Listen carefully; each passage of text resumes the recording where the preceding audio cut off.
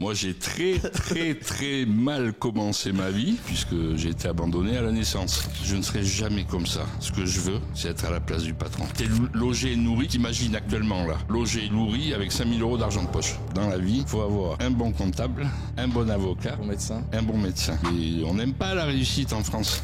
C'est que quand t'es là-haut et que tu tombes, restent seuls les vrais amis. Comment on devient ton ami, toi? En étant sincère, j'ai des employés qui sont restés 2 mois et demi sans être payés. Il dit, monsieur Lambert, on vous lâchera jamais. Ils ont mis le mec à genoux, ils lui ont tiré 2 balles dans la tête et elle qui regardait.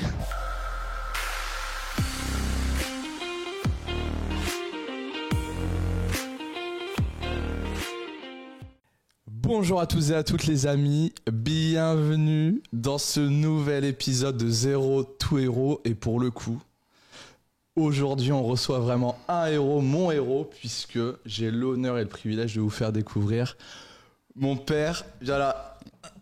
Comment ça va, Papounet? Eh ben écoute, ça va, super. Je suis trop content de te faire venir parce que les viewers, la communauté a pu m'entendre parler beaucoup de toi sur des anciennes vidéos. Et puis aujourd'hui, je suis content de te présenter à la communauté, ça me fait trop plaisir. D'ailleurs, c'est très très bien parce que je vais pouvoir rectifier certaines choses. Eh bien, allons-y. Papa, ce podcast s'appelle Zero to Hero puisque le principe c'est de présenter des gens qui ont des parcours atypiques, qui ont eu des vies inspirantes, des vies sur mesure, qui ont accompli des choses extraordinaires. Je considère que tu en fais partie. Donc moi ce que je trouverais intéressant c'est qu'on puisse retracer peut-être ton histoire, ton parcours qui est juste extraordinaire. Donc est-ce que pour les gens qui ne te connaîtraient pas, on pourrait démarrer par le commencement? Donc un petit peu si on veut bien démarrer par... Écoute, moi j'ai très mal commencé ma vie. Alors. Et je ne le savais pas à l'époque puisque j'ai été abandonné à la naissance. Ouais. Donc, et je ne l'ai su qu'à l'âge de 44 ans. Ouais. Par ma mère. Donc voilà, ça a commencé pas très bien. Donc t'as vécu ton enfance à Nice. Je suis né à Nice, oui. Est-ce que tu peux nous en parler un petit peu, comment ça a démarré pour toi dans la vie? Qui étais-tu en tant qu'enfant? Comment ça se passait? Raconte-nous un petit peu cette enfance sur la Côte d'Azur. Écoute, j'étais un enfant assez turbulent, on va dire. Ah ouais. Cancre à l'école, une catastrophe. Je me suis fait jeter de 2-3 établissements, voilà. C'était catastrophique. Et puis à l'époque, il y avait ce qu'on appelait le pré-apprentissage, ça n'existe plus maintenant. Okay. Donc à l'âge de 15 ans, je faisais 15 jours chez mon patron en mécanique auto. Et je faisais 15 jours dans un collège. Ah ouais. Voilà. Et donc j'ai fait ça 2 ans. Et comme j'ai passé 2 fois mon CAP brillamment et que je l'ai raté 2 fois, puisque la mécanique m'intéressait pas plus qu'autre chose. Pourquoi t'as été dans ce domaine si t'aimais pas ça? Parce que mon père travaillait chez Renault à l'époque et il avait un ami qui avait un garage Renault. Un type super d'ailleurs, un pied noir à l'ancienne, qui était arrivé, comme on dit en France, une main devant, une main derrière. Ah ouais. Et un type super, c'était les patrons ce qu'on appelait nous les patrons paternalistes à l'époque. Voilà, donc qui était super. Donc j'ai eu en effet voir toutes les couleurs, évidemment. Donc en fait c'est donc papy qui t'a redirigé vers ce mec, mais ouais. Toi à l'époque t'avais pas une idée de ce que tu voulais faire? Non, pas trop. En fait je faisais rien. Moi ce qui était important c'était les potes, c'était la mobilette, c'était l'OGC Nice, on montait au stade avec les drapeaux. Enfin tu vois c'était voilà. J'ai vécu une enfance extraordinaire parce que j'ai eu des parents très extraordinaires. Et donc voilà, et puis après je suis parti au service militaire. Ah ouais. Quel âge ça? Parce qu'à l'époque il y avait le service militaire. Donc tu loupes le CAP? Donc je loupe le CAP, puis je pars après au service militaire. On avait 1 an de notre vie à donner à l'époque. Donc je pars là-bas.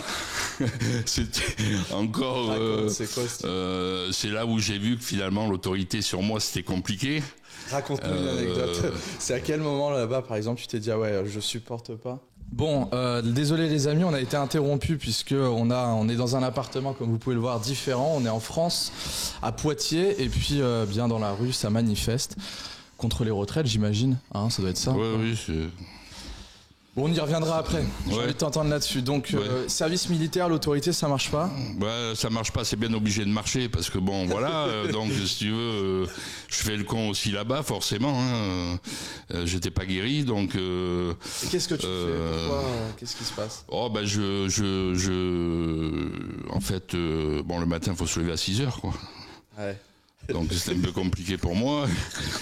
Puis, à un moment donné, j'arrivais pas à me lever. Puis, j'ai mon maréchal des logis chef qui m'a mis le lit en cathédrale, c'est-à-dire qu'il m'a renversé le lit, donc j'étais complètement à l'envers, j'ai tapé la tête et tout, mais comme j'étais à moitié endormi, je me suis levé, puis j'en ai mis une, quoi. Ah ouais. Donc un mois au trou. C'est quoi, c'est la prison de là-bas, ça? Ouais, c'est la prison de là-bas. Donc il y a que là où j'ai été en prison, je préfère le dire. Et après, on faisait 12 mois, j'ai pris 15 jours de rap, donc je suis sorti 15 jours avant les copains. Ah. Donc voilà, mais bon, c'est une bonne expérience dans le sens où je m'étais fait plein de copains, de milieux sociaux différents. J'étais avec beaucoup de Corses, de Marseillais, il y avait pas mal de Niçois aussi, il y avait des gens d'ailleurs, bon, c'était sympa, quoi. J'en ai gardé de très bons souvenirs malgré tout. Et donc après le service militaire. Alors après le service militaire, je sors du service militaire, j'ai 19 ans. Ok. Donc je me dis, maintenant, qu'est-ce que tu vas faire de ta peau, tu vois? Tu dis, putain, qu'est-ce que je vais faire? Toujours pas quoi faire. Je savais toujours pas quoi faire. Donc j'habitais chez mes parents. Le matin, mon père, lui, se levait à 6h30 pour aller bosser. Et donc il me levait, quoi, tu vois, il me levait. À 6h30. À 6h30, il dit, tu te lèves, tu vas prendre le journal et tu fais les annonces. C'est pas comme maintenant, on n'avait pas. Oui. Donc voilà. Donc il a fallu que j'aille travailler, mais du coup, comme je jouais au foot, mon entraîneur avait la plus belle place de Monaco. Il était à l'hôtel de Paris, il était concierge. Concierge à l'hôtel de Paris, c'est énorme, hein, pour ceux qui connaissent un peu l'hôtellerie. Et donc il m'a proposé, il me dit, écoute Didier, si tu veux, il y a des places au Loves, maintenant ça s'appelle, je crois, le Fairmont, maintenant c'est le Fairmont. Il y a des places là, écoute, viens, et puis ils te prennent comme serveur, ils connaissaient une nana là-bas, voilà. Donc j'y étais. C'est fou, le Ouais. réseau, quoi, incroyable. Ouais, déjà. Ouais. Déjà. Donc je vais là-bas.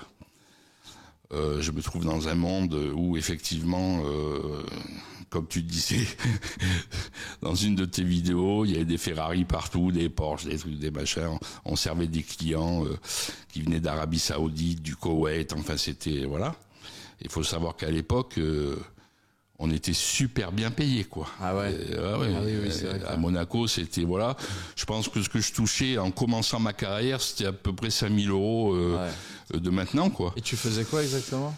Au départ, j'étais commis débarrasseur, donc je débarrassais, puis après, ils m'ont passé serveur, et comme dans l'hôtel, il y avait 4 restaurants, donc je faisais les 4 restaurants. Ah ouais. Et c'était génial, quoi. On voyait du beau monde, et puis après, j'ai connu ta mère, puisqu'on travaillait tous les deux dans le même restaurant. C'est là-bas où t'as connu maman. Ouais. Ok, donc là, est-ce que le fait, par exemple, d'être exposé à un environnement où tu vois de l'abondance, tu vois des gens bien habillés, tu vois de la richesse et tout, ça déclenche quelque chose en toi ou pas? Ça te rend ambitieux, Ouais. Est-ce qu'il y a quelque chose qui se change dans ta tête? Non, pas vraiment. L'ambition, je l'ai eue bien avant, quand j'étais justement en mécanique auto. Ah, alors voilà, mais qu'est-ce qui s'est passé dans ta tête? J'étais apprenti, et puis évidemment, comme je te dis, on avait un patron génial, quoi. Ouais. C'est le mec, tu vois, il arrivait le vendredi soir, il te filait un billet de 100 francs à l'époque, comme ça dans la poche, allez, va t'amuser et tout. Enfin, un mec génial. Et j'entendais tous les jours des mécaniciens qui avaient 40 ans, 35 ans. Les mecs, ça faisait 15 ans qu'ils étaient dans la boîte. Critiquer le patron, quoi.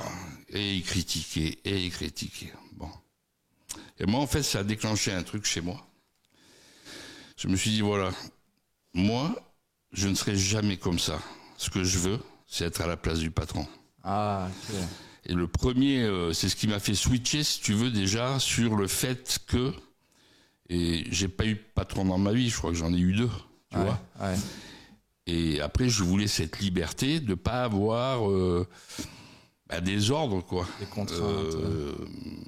Même si, dans les 2-3 endroits où j'ai travaillé où j'avais un patron, j'étais hyper malléable pour mon patron. Ça veut dire qu'il me demandait de faire quelque chose, même si ça me plaisait pas, je le faisais. Je suis toujours resté à ma place, tu vois. Donc, en fait, je suis assez malléable aux ordres, mais je n'aime pas les ordres.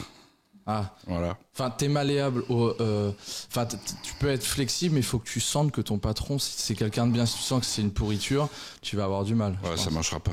Ah ouais. Et donc, ok. Et du coup, qu'est-ce qui se passe pour toi? Donc, tu rencontres maman, t'es commis débarrasseur, t'es à Monaco, tu as un travail, donc. Ouais, je suis à Monaco, on a un travail, on gagne super bien notre vie. Ta mère avait beaucoup d'ambition aussi. Donc évidemment, à cet âge-là, on se rêve milliardaire, on regardait les bateaux, voilà. Tu m'avais dit ça, toi, tu m'as dit que tu rêvais d'être milliardaire. Ouais, ça m'a passé depuis. Ça m'a passé, je suis très bien comme ça. Du coup, là, du coup, là, on se dit, on va pas être toute notre vie là. On a encore une copine qui travaille à Monaco dans la restauration. Elle a fait une super carrière, tu vois. Aujourd'hui encore. Mais elle est restée, incroyable. 30 ans après, tu vois, 30-35 ans après. Elle a travaillé au Café de Paris. Et donc si tu veux... Attends, tu te rappelles, je l'ai vu sur YouTube, on avait été au Café de Paris, on avait vu Roland Courbis, tu te rappelles, mais il y a des années. Oui. Je l'ai vu sur une vidéo, j'ai repensé à ça. On l'avait vu. Ouais, tu disais, du coup j'ai des anecdotes sur Courbis et tout, mais je peux pas. On en reparlera. Je peux pas les divulguer, c'est pas possible.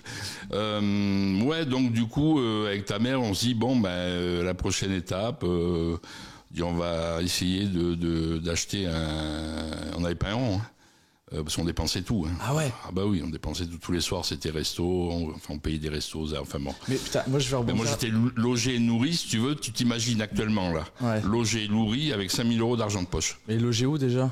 Ah, t'étais encore chez Papy? Oui, bien sûr. Ah oui, d'accord. Et ta mère, elle, puisqu'elle est de Poitiers, elle avait un studio à... Ouais. Et pour se payer un studio à Monaco en location, voilà. Donc, mais moi, tu disais, tu dépensais tout, mais ça t'arrivait. Ça, je trouve que les gens de votre génération, vivaient beaucoup plus ils n'avaient pas la peur du lendemain. Du coup, ils étaient vraiment dans l'instant présent. Allez, on kiffe, on se fait plaisir, etc. Ouais, notre génération, oui. Mon père a toujours eu la peur du lendemain. Ouais. Parce qu'il avait connu la guerre. Ah ouais. Et il a échappé belle, donc. Mais pas vous. Mais pas votre génération. Nous. C'était l'âge d'or, quoi. Ouais, c'était la fête, quoi. Alors après. Mais tu t'avais pas cette peur un jour de manquer d'argent, par exemple. Moi, c'est un peu, par exemple, moi, je laisse ce truc-là. C'est pour ça que je me fixe des limites. Je dépense pas tout, etc. Parce que je me dis, ce que j'ai aujourd'hui, je peux peut-être plus l'avoir demain. Du coup, faut faire des provisions. Toi, tu t'avais pas ce truc-là. Toi, ça te. Oui. Tu dormais bien la nuit, quoi. Même en dépensant tout ce que tu gagnais. Oui, parce que c'était une époque où on était insouciant, c'est-à-dire que tu quittais un boulot, t'en retrouvais un le lendemain. C'est vrai ça. Tu vois, donc on savait que, surtout dans la restauration, je veux dire, tu partais d'un endroit, t'allais dans un autre, donc on s'est dit tiens, on va ouvrir un resto, mais bon, on n'avait pas d'argent, donc tu vois. Donc c'est mon père et ma mère qui nous ont payé notre première affaire. J'avais trouvé une affaire en liquidation judiciaire, donc on l'a pas acheté grand-chose. Ah ouais. Et on l'a revendu 4 fois le prix 2 ans après. Ça, c'était le snack à Nice. Ouais. Un snack. Voilà. Donc c'est parti de là. Et puis après, on a fait notre carrière dans la restauration, les bars, tout ça, quoi. Et donc t'es dans les années combien là? Quel genre d'année? Je suis arrivé à Poitiers, si tu veux. Non, le premier bar qui était à Nice. Là, en 83-84. Ah ouais. Et en 83-84, quand on a un snack à Nice, c'était un peu l'époque où il y avait l'époque des voyous, Nice sur la Côte d'Azur, etc. Est-ce que tu as des anecdotes à raconter de... Je sais pas si je dois les raconter. Mais si, moi ça m'intéresse. Ouais, bien sûr. J'en connais quelques-unes, mais les gens, ça les intéresse. En fait, comme je t'ai dit tout à l'heure, tu sais, j'étais un cancre à l'école. Ouais. Et donc, je séchais. Je séchais les cours. Donc on avait un bar, rue de France, pour ceux qui connaissent Nice, ils vont bien comprendre. C'est la rue où il y avait toutes les prostituées, tous les Macs, il y avait beaucoup de voyous. Donc en fait, nous on passait nos journées à jouer au flipper et au baby-foot. Quoi. Ah, dans les bars. Voilà, dans les bars. Alors, de temps en temps, j'avais ma mère qui passait, il y avait une grande vitrine au bar qui passait devant et qui me voyait. Alors comme elle avait beaucoup de savoir-vivre, comparé à certaines autres mères qui venaient, qui rentraient dans le bar, qui faisaient un scandale, qui attrapaient le gamin. Elle me faisait comme ça à la vitre, et là je dis voilà, je vais manger cher encore. Bon voilà, puis c'est arrivé plein de fois. Donc souvent on était dans ces bars-là, et ces bars à l'époque étaient bon, il y avait des patrons, ils étaient tous rackettés, il faut le savoir. Mais rackettés à la vue de tout le monde, c'est-à-dire que nous on savait, tous les vendredis soirs, le mec arrivait, le patron s'appelait Jean-Pierre à l'époque. Et il disait Jean-Pierre, alors il ouvrait sa caisse, les mecs se servaient et partaient. Après, après ils allaient relever les compteurs sur les prostituées, mais aux yeux de tout le monde. Aux yeux de tout le monde. Donc voilà, il arrive des choses. Hein. Je me suis trouvé dans un restaurant un soir en train de manger où des mecs sont arrivés avec des rasoirs à la main, ils ont tout cassé. J'étais avec ma copine à l'époque, j'ai eu peur pour elle, j'ai enfermé dans les chiottes. Donc voilà, alors c'est une époque... je te dis, c'était un peu l'insouciance.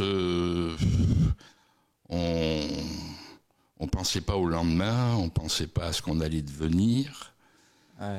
Après maintenant on vit une époque beaucoup plus dure. Et quand toi du coup parce que là ces moments-là c'est quand tu étais jeune à l'école, mais quand tu as eu ton snack, est-ce que toi tu as été exposé à des emmerdes, à des raquettes, à des trucs? Oui. Et comment est-ce que tu racontes? Il m'est arrivé deux choses énormes. On a un mec qui avait ouvert un snack un petit peu en face nous, et le mec vient avec une carabine dans mon snack. Il me demande un café, donc moi je lui fais un café, tu vois, et tout, et puis mon gars, alors on est voisins, tout, puis il commence un peu, ça s'est calmé. Un jour, évidemment, j'ai eu deux personnes qui sont venues me voir pour me demander si j'étais bien assuré. Donc, tu comprends tout de suite. Toi, ça bien assuré. T'es bien assuré, ça veut dire que il faut que tu craches au bassinet et qu'eux te protègent. Comme j'avais eu la chance, moi, depuis très jeune, d'être né dans ce quartier-là, je connaissais tout le monde, même les gens pas très recommandables, si tu veux. Donc je passais entre les gouttes parce que je disais je connais un tel, donc on me foutait la paix. Tu vois. Mais le plus beau que j'ai eu quand même, la plus belle chose, c'est les sanitaires qui sont passés, le contrôle sanitaire qui sont passés dans mon snack. Là c'était extraordinaire. C'est quoi ça? Donc le mec passe avec une nana, nous dit voilà, contrôle sanitaire, on vient contrôler votre établissement, très bien. On descend dans la cuisine en bas, puis à l'époque, tu sais, on avait, c'est juste au moment où on n'avait plus le droit, en fait, on avait pour faire la bouffe, les tables, pour faire, et elle était en bois.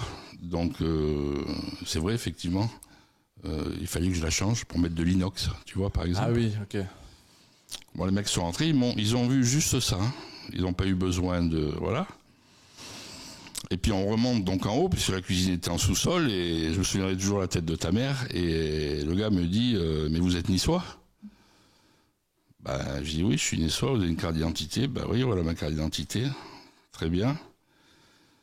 Et puis il me dit c'est 1000 francs. Je comprenais pas trop, j'avais 22 ans. Ah oui. Il dit c'est 1000 francs tout de suite. Là j'ai compris. Ah, c'était pas le mec du sanitaire. Il travaillait aux impôts, le mec il vient te racketter. Ah ouais. Donc ta mère me regarde, elle a rien compris, la pauvre, normale. Je dis ouvre la caisse, elle me dit pourquoi? Je lui dis ouvre la caisse. Évidemment, il n'y avait pas les 1000 francs. On était à 10h du matin, on n'avait pas encore fait. Donc je dis au gars, on n'a pas. C'est pas grave, vous allez les chercher à la banque ou chez vous. Donc, je suis parti. J'ai été prendre 1000 francs, j'ai donné au gars. Et en fait, il me dit, comme ça, avec les 1000 francs que vous m'avez donnés, vous n'irez pas au tribunal, on oublie ce qu'on a vu, tout ça, un truc de fou. Attends, c'est pas fini. C'est ça qui est énorme. Donc je fais ça, bon, moi j'étais fait chier quoi, 1000 francs à l'époque, c'était quand même... Donc à un moment donné, je sors sur le trottoir, et puis tu sais, c'était un carrefour, donc en face de moi j'avais un magasin de fringues, et à côté il y avait un légumier, le mec il était là depuis 30 ans. Et en face, j'avais un traiteur aussi, un boucher traiteur. Et je vois le boucher qui sort dans la rue, le légumier. Alors il me dit, Didier, on s'est fait baptiser. Ah non. Eh ben, ouais. Tiens-toi bien, pour ceux qui connaissent Nice, les mecs, ça se faisait en plusieurs jours, parce que l'avenue est longue. Donc ils partaient de la rue de France jusqu'au bout de l'avenue de la Californie, qui est pratiquement à l'aéroport. Et il faisait tous les métiers de bouche, il passait. Donc évidemment, à chaque fois, il trouvait quelque chose qui allait pas. Les mecs passaient, de raqueter, et des mecs des impôts. Hein. C'est des vrais, t'es sûr que c'est pas des non, voyous? Non, des vrais. Tu vois, en fait, tu Nice, peux rien faire en fait là. La Côte d'Azur, Nice, t'as des trucs, donc. Mais t'avais que ça là-bas, tu penses? Ouais, moi je me suis trouvé, j'ai eu un rappel de TVA à un moment donné. J'ai dit putain, il y a ça à sortir. Je dis à ta mère, mais attends, un rappel. Hein. Donc, je vais aux impôts, je me trouve devant une nana, et la nana me dit, ah, monsieur Lambert, il me dit, faut faire plus de blagues. Aux impôts, on te dit ça. C'est très spécial. Alors, je sais pas maintenant. Ça a dû changer d'époque maintenant. Maintenant, on a dû changer d'époque quand même. Mais à l'époque, c'est ces trucs-là, non? Ouais, mais à l'époque, c'était magouille à tous les étages. Enfin bon, voilà. Donc, quand elle m'a dit faites plus de blagues, c'est pas tombé dans l'oreille d'un sourd. Ah, c'est fou que quelqu'un des impôts te dise ça quand même. C'est qu'ils avaient l'habitude. Bah oui. Mais t'as pas dit, mais attendez, il y a des mecs de chez vous qui s'amusent à faire ça. Non, bah non. Après, t'es en danger, donc tu te tais, quoi, tu vois.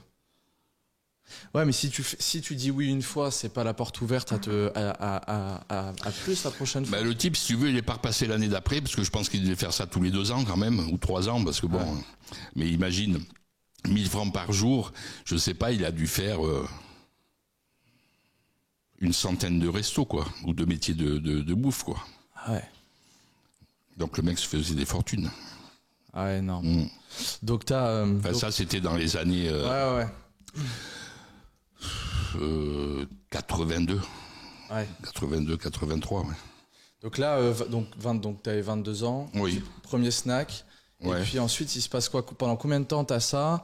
Comment ça se passe dans ta vie à ce moment-là? Qu'est-ce que tu fais? Tu bosses comme un fou tous les jours? Ouais, je bosse comme un fou tous les jours. On est fermé le samedi après-midi. Et donc on reprend le lundi matin. On était ouvert très tôt parce qu'on faisait des cafés. Donc on travaillait bien. Et puis donc après, on s'est dit on va vendre. Parce qu'on avait monté vraiment beaucoup le chiffre d'affaires. On a vendu 4 fois le prix qu'on l'avait acheté. Énorme. Puisqu'on l'avait acheté en liquidation judiciaire. Ah ouais. Et je me retrouve de nouveau à rien faire. Donc j'ai un pote à moi qui est dans les produits financiers, déjà à l'époque, qui s'appelle la société Swiss Life. Ah oui. Il me dit, Didier, il me dit, t'as du bagou, t'as le truc, viens. Alors c'était costard, cravate, alors déjà ça... Ça t'agace, ça? Ah, ça me gave. Pourquoi? Parce que ça m'a toujours gavé, le costard, la cravate... Ça te faisait penser aux huissiers. Non mais c'est costard, cravate, c'est... Bon voilà, enfin bon bref. Ouais. Donc je dis ok, on y va et tout. Alors le truc, l'avantage c'est qu'on avait un super bon fixe. Ah. Tu vois?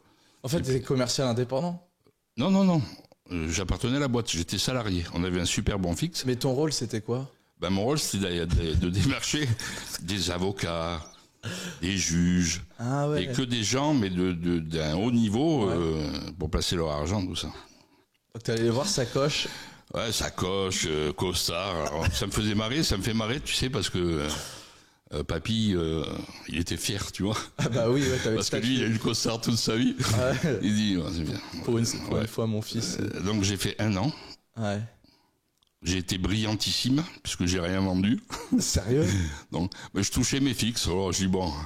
Et au bout d'1 an, ils m'ont dit bon, Mais quand t'arrivais, genre, voir un avocat, donc t'arrivais dans son bureau, comment tu... Vas-y, fais-moi le truc. Non, je peux pas te le refaire. C'était comment, en fait C'est de la prospection à froid? Genre, tu toques dans son bureau, t'as l'adresse, bonjour, je me présente. Ouais, c'est à froid, ouais. C'est la prospection à froid, ouais. Je suis là pour vous proposer... Bah déjà, tu prenais rendez-vous, quand même. Ah oui. Donc, voilà, donc... T'aimais ça? Non, du tout. Bon, j'ai connu des personnes sympas, hein. Remarque, si j'avais eu besoin d'un avocat à l'époque, je savais où taper. Mais donc au bout d'un an, ils m'ont dit, Monsieur Lambert. Et c'était commun de pas vendre ou vraiment toi? Non, moi c'était. T'étais cata. En fait, si tu veux, le truc, c'est qu'il fallait travailler tout seul. Et c'est une capacité. Et j'aime pas trop ça. Le soir, fallait taper les rapports, les machins, les trucs. Bon, le soir, j'arrivais, je mettais la téloge, tu vois, où je sortais.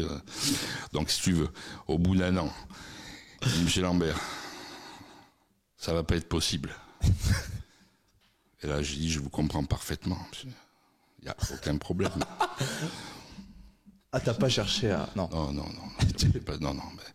En fait, il faut savoir prendre ses responsabilités. D'ailleurs, c'est ce que j'ai pris tout au long de ma vie. Ouais, c'est vrai ça.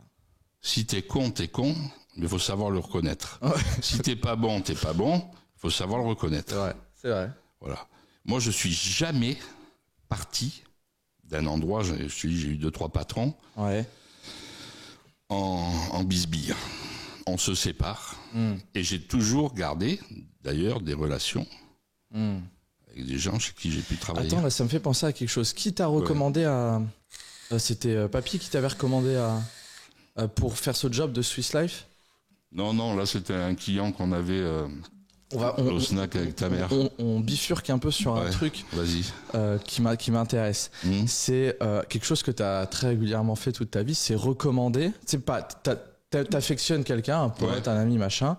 Et donc, du coup, tu le mets en relation pour lui offrir une opportunité. Je ne le fais plus. Voilà, comme du coup ce mec-là l'a fait à cette époque pour toi, il avait peut-être dû dire ah putain fais chier Didier, ça n'a pas marché, et ça a peut-être entaché sa relation avec le patron. Non, pas du tout. Non, pas du tout, sauf que j'ai toujours été très honnête.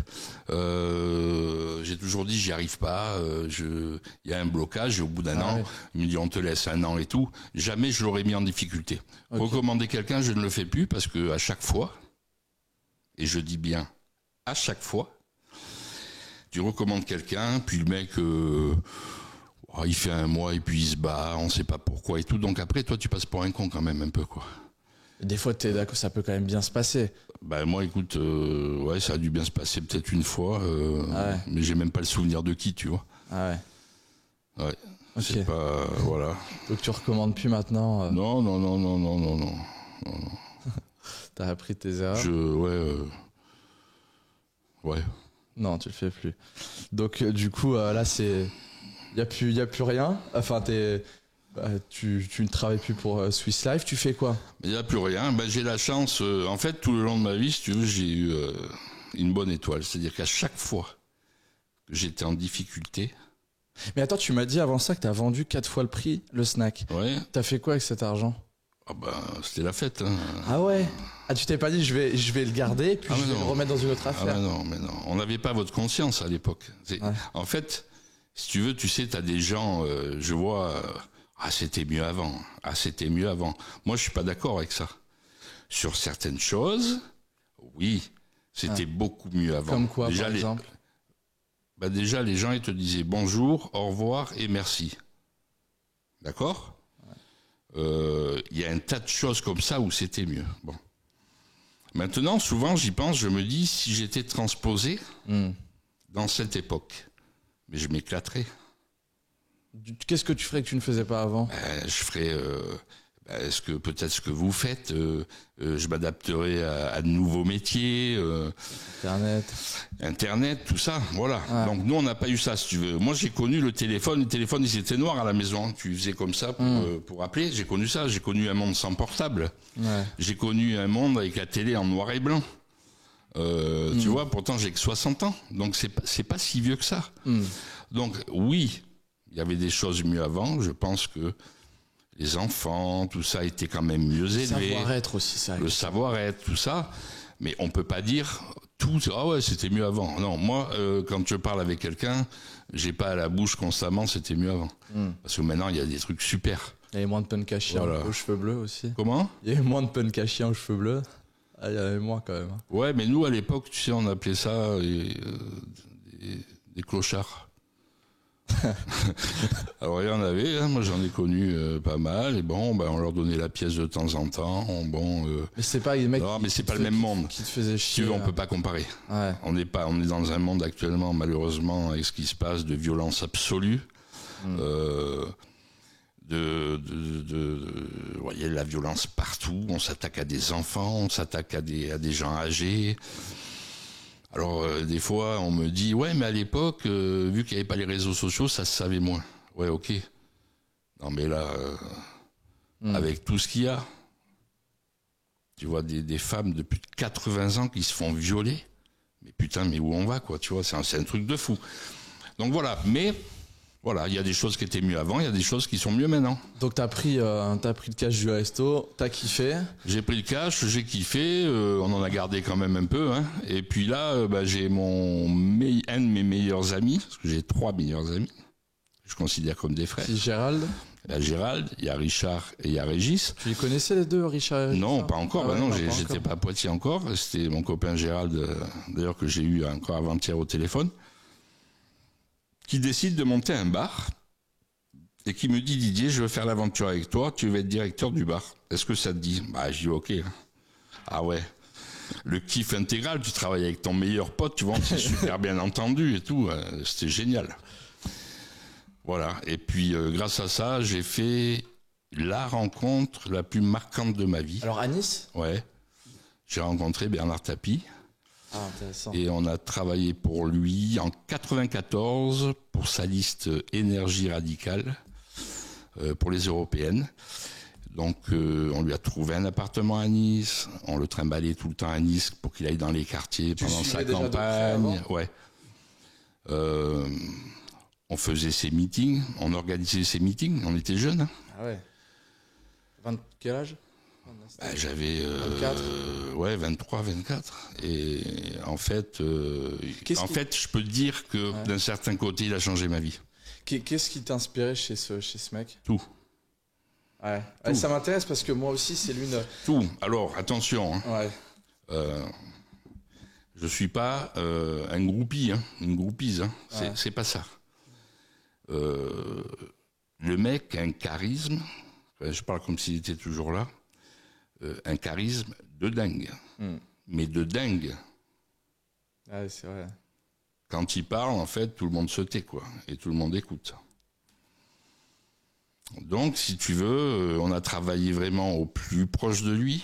On était très, très, très souvent ensemble pendant cette période. Et il nous a délivré des trucs pour la suite de notre vie, si tu veux, qui sont extraordinaires. C'est quoi les clés qui t'ont servi toute ta vie, qui t'as partagé? Les clés, en fait, c'est une posture. Quand tu vends quelque chose, par exemple, c'est une posture, comment tu dois te comporter avec les gens. Après, il y a des détails. Hein. Moi, c'est marrant parce que au moment où on s'est séparés, où on savait qu'on se verrait probablement plus, parce que c'est des gens qui ont des vies, voilà. Il me dit, écoute Didier, il nous a remercié avec Gérald, quoi. Ça a été une superbe aventure avec vous, tout ça. Il me dit, je peux vous donner un conseil dans la vie. Ah oui. Faut avoir un bon comptable. Ouais. Un bon avocat. Un bon médecin. Un bon médecin. Un bon notaire. Non, il n'a pas dit notaire. Un bon avocat, un bon comptable et un bon médecin. Avec ça, les gars, vous pouvez y aller. Attention, hein, c'était un hableur. Hein. Ah, alors, c'est intéressant. Je mets les choses en perspective. Évidemment que ce n'était pas quelqu'un de parfait. Chacun a le droit de penser ce qu'il veut. Mais selon toi, pourquoi ça fait qu'il est autant critiqué en France? Parce qu'on n'aime pas la réussite. Hein. C'est tout. Hein. Dès que tu réussis en France, on trahit ta bagnole. On n'aime pas la réussite en France. C'est vrai que lui, il a bâti sa carrière en public. Et le mec, si tu veux, moi, ça m'a servi parce que j'ai fait un peu comme lui, j'ai switché dans plein de trucs, quoi. Alors pas à son niveau évidemment, mais Qu'est-ce que le tu mec penses il fait du théâtre, il fait des affaires, il fait du sport, il fait. Non, mais moi aussi c'est une figure qui m'inspire énormément parce que forcément toi t'es mon père, donc c'est la première personne, j'ai tout bouffé sur lui et tout, et puis c'est vrai que c'est remarquable parce qu'il a eu 10 vies, et ça c'est fou, cette capacité à fédérer les gens à sa vision, à accomplir de grandes choses comme ça. C'est mine de rien, je pense que c'est la première personne qui a poussé l'entrepreneuriat en France, tu vois, avec son émission Ambition, etc. Qu'est-ce que tu penses, toi? D'ailleurs, il a été très connu avec ce qui s'est passé avec Adidas. Tu penses quoi, toi, des gens qui disent avec Adidas, il a foutu des milliers de personnes à la rue, tu vois? Tu penses quoi? Ouais, c'est le truc qui revient à chaque fois, tu vois. Mais c'était nécessaire pour qu'Adidas se relève. C'est le truc qui revient à chaque fois, effectivement. Alors, tu sais, il y a une anecdote là aussi. Ça, je suis mort de rire à chaque fois. Je dis, Tapie, il a mis des gens à la rue. Souviens-toi, Manu France. Alors moi, à l'époque, Manu France, il était sponsor de la Saint-Etienne. Tu sais, mes parents. C'est qui Manu France? Manu France, c'était des grands magasins de quincaillerie, tu vois. Ah oui. Et j'avais le maillot Manu France, moi, c'est pour être comme les joueurs de Saint-Etienne. Et en fait, les mecs te disent, t'as vu Manu France, machin. Bah ouais, les gars. Mais avant de dire ça, sachez qu'il a jamais acheté Manu France. C'est un truc de fou. C'est-à-dire que c'est ancré dans la tête des gens, il n'a jamais acheté Manu France. Alors pour en revenir au reste, que ce soit d'ailleurs Adidas, il a vendu, enfin c'est dans les conditions, les testus, les balances, look, tout ça, il a revendu. Enfin, il a acheté ça. Qu'est-ce qui vaut mieux? Un racheteur, il y a 500 employés, il en licencie 250, la moitié. L'entreprise perdure, remonte et réussit et après il vend. Ou alors on laisse et ça part en liquidation judiciaire, puis tout le monde disparaît. Voilà. Moi, j'ai fait ma religion de ça depuis longtemps. Alors après, encore une fois, ce n'est pas quelqu'un de parfait. Alors c'est marrant parce que tu vois, Gérald m'appelle, là, il était au salon du livre de Nice, il a été voir sa femme qui en ce moment a sorti un livre et tout. Il a discuté un quart d'heure avec sa femme, donc voilà, et sa femme, elle l'épargne pas dans son livre. Elle l'épargne pas. C'était un mec qui était hyper jaloux, on sait très bien qu'il était égocentrique. Bon, ok, c'est ok ça. Par contre, courageux, voilà. Le mec, il a porté ses couilles, quoi. Tu vois. En plus, il a fait un truc que je trouve extrêmement dur, c'est que lui, il rachetait des boîtes en difficulté pour les ramener au sommet. Ça, je trouve que c'est beaucoup plus dur. Ça n'a rien à voir que de créer une boîte de zéro. Lui, il prenait des boîtes en difficulté. Bon, tu sais, on va pas faire 2 heures sur Tapie, mais moi, l'anecdote, si tu veux, vraiment qui me reste dans la tête, il avait dit ça à la télé, d'ailleurs, à l'époque, il n'y avait pas BFM, mais ils sont venus saisir à son hôtel particulier chez lui à Paris. Ils sont venus saisir tous ses meubles. Tu vois. Et en fait, avant de lui saisir les meubles, c'était ouvert, les gens faisaient la queue pour aller dans l'appart. Enfin, c'est un truc qui n'a jamais été fait à personne. Enfin, c'était Tapie, donc il fallait se le payer. Et on lui a demandé, on lui a dit, Monsieur Tapie, ça vous fait quoi on vous pique les meubles et tout? Quelle question à la con. Et tu sais qu'est-ce qu'il a répondu? C'était énorme. C'est énorme. Il a dit, moi, c'est pas grave. Je me referai. Il dit, ma mère, une fois dans sa vie, elle s'est assise dans un fauteuil Louis XVI. Énorme. Énorme. Il était extraordinaire avec les journalistes. Voilà. Ok, donc il a occupé une place importante. Ouais, parce qu'il m'a... Si tu veux, le truc, c'est qu'en l'espace de 8-9 mois... j'ai pris 4 ans, 5 ans d'expérience. Voilà, à l'écouter, à lui poser des questions. Voilà, parce qu'il faut nourrir le truc. Donc voilà. Après, on en pense que. Après, moi, je comprends les gens qui ne l'aiment pas et tout. J'ai aucun problème avec ça. C'est bien ce que tu dis là, le fait de poser des questions. C'est vrai que tu penses que c'est important, toi, de poser des questions à des gens qui nous inspirent, qui ont réussi, etc. C'est vrai qu'il y a trop peu de gens, je trouve, qui le font, ce truc de questionner. Alors que c'est super important. Tu sais, tonton Riri, comme tu l'appelais quand tu étais petit, là, qui est un ami qui fait partie de ma famille, c'est comme mon frère. C'est un intellectuel, mais un vrai. Il était patron de presse à Poitiers, il était directeur général de Centre Presse. On s'est connus parce que j'avais le bar juste à côté. Donc c'est devenu au fil des ans un ami très cher. Et je passais... mais des soirées entières avec lui. On allait au resto, des soirées entières. Et des fois, j'arrivais même pas à suivre ce qu'il me disait. Ah ouais. Que ce soit sur la religion, sur les guerres, sur la politique, c'est une mine d'or. Ah, c'est une Bible, une mine d'or. Ah. Et en fait, pendant... ça a duré au moins 7 ans. J'ai appris un tas de trucs. Et c'est marrant parce que je parlerai pas de politique, mais politiquement, on était à l'opposé l'un de l'autre. Ouais, c'est fou. Mais on arrivait à discuter. Et moi, il m'expliquait certaines choses. Je lui dis, bah ouais, t'as raison, bah oui. Ou je lui disais des choses, il me dit, ouais, mais Didier, là... Mais il argumentait. Il me disait, là, je pense que t'as tort parce que... Et je me suis nourri intellectuellement de lui, alors que j'étais... lui, il était là. En termes de culture, tu veux dire. En termes de culture, oui. moi, j'étais là, quoi. Mais qu'est-ce qui explique, selon toi, que malgré ça, vous avez pu créer une amitié très forte? Qu'est-ce que toi, tu allais chercher chez lui et qu'est-ce que lui allait chercher chez toi? Moi, il y a 2 choses qu'il m'a dit. Il me dit ce qu'il venait chercher chez moi au départ. C'était quelqu'un qui lui léchait pas les bottes. Parce que toute la journée c'était ça. Quelqu'un qui était en désaccord avec lui, puis une amitié franche et sincère. Voilà. Et le fait que tu as entrepris plein de choses, tu sois un peu. Ouais. Mais ça, on a même failli ouvrir un restaurant italien ensemble. Ah ouais. Donc voilà, c'est voilà, extraordinaire, quoi. Ça qui tu. Je lui passe le bonjour d'abord. Richard, si tu m'entends, il verra la vidéo de toute façon. Puis c'est vrai que c'est toujours ton ami jusqu'à aujourd'hui. Et comme tu dis, vous avez sur votre manière de penser et de voir les choses, vous êtes vraiment en désaccord sur plein de points, mais ça vous empêche pas d'être amis.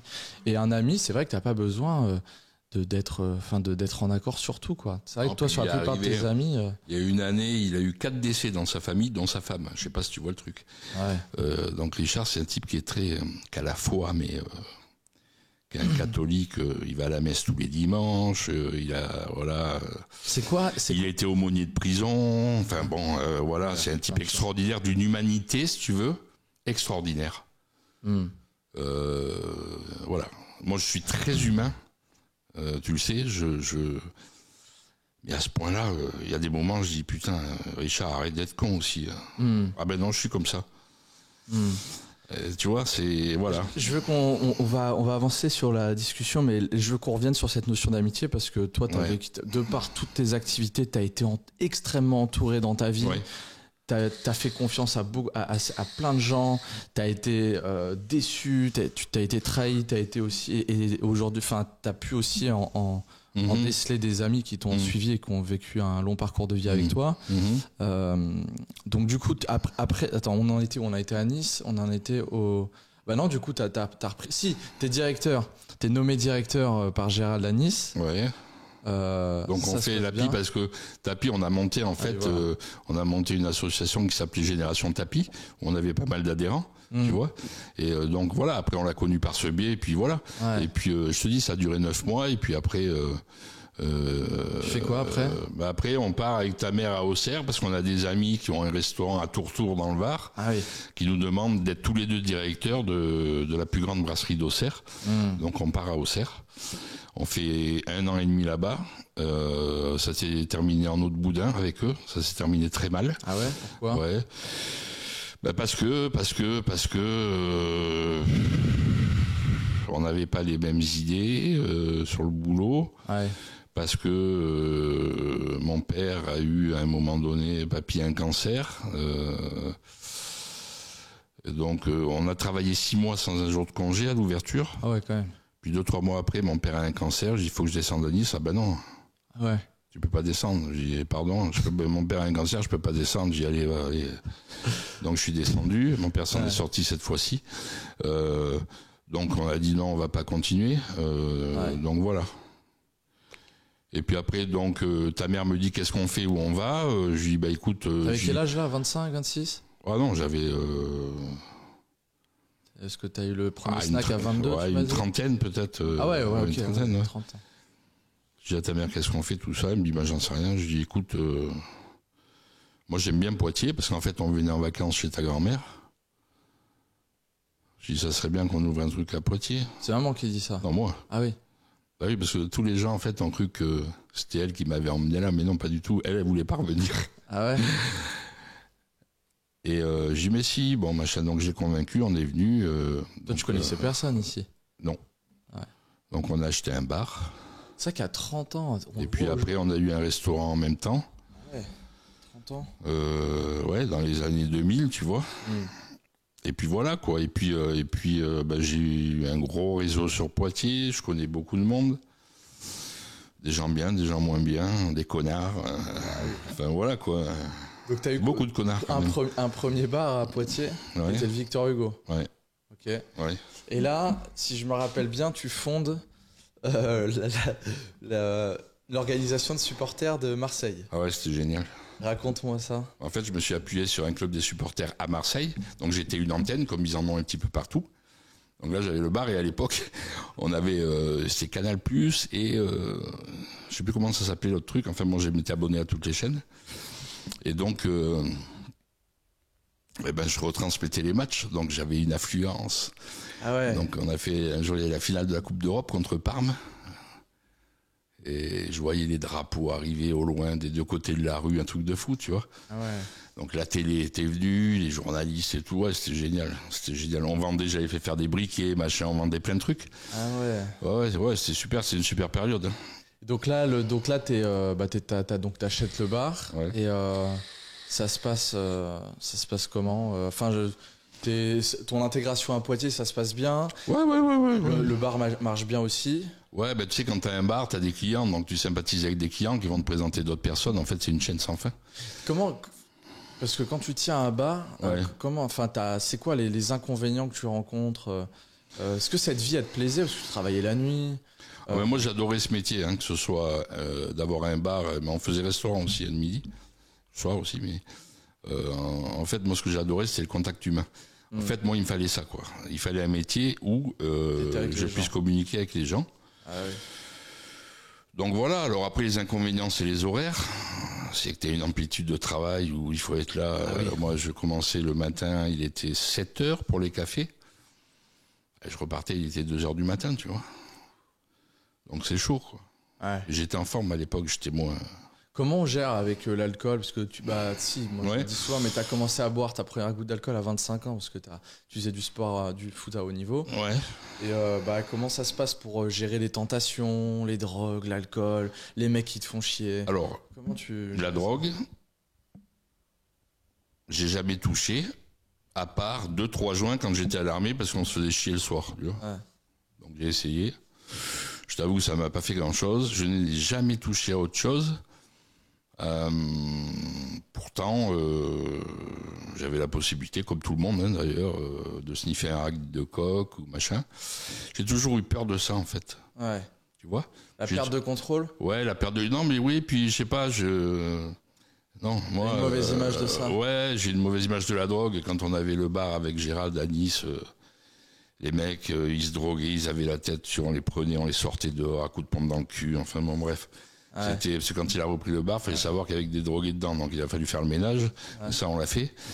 Bon, voilà, donc non, c'est pas un truc qui me tentait. Alors après, dans un bar, oui, quand j'ai eu le Victor Hugo, je n'ai pas bu une goutte d'alcool. Pourtant, je savais tenir les mecs au comptoir, c'est un métier. Ah ouais. Parce que les gens croient que se mettre derrière un comptoir, c'est pour se servir à boire, mais c'est pas ça. Ah ouais. C'est savoir, il y a des techniques pour que les gens, Vas-y, machin, donne-en tout, moi. non, ben, Comment tu fais? les mecs Pour les réinciter, tu veux dire? Ouais, mais bien sûr. Le mec qui boit pas mal, si tu veux. En fait, le truc, c'est que dès qu'il a le verre vide, faut lui prendre, parce que les mecs ils supportent pas de pas avoir un verre devant eux sur le comptoir. Donc tu l'enlèves, je peux te dire dans les 30 secondes, il t'en commande un autre. Bon, voilà, c'est des trucs, mais moi je ne buvais pas. Et quand on m'offrait à boire, je prenais un jus d'orange. Putain, et la force mentale que ça Voilà. demande, hein.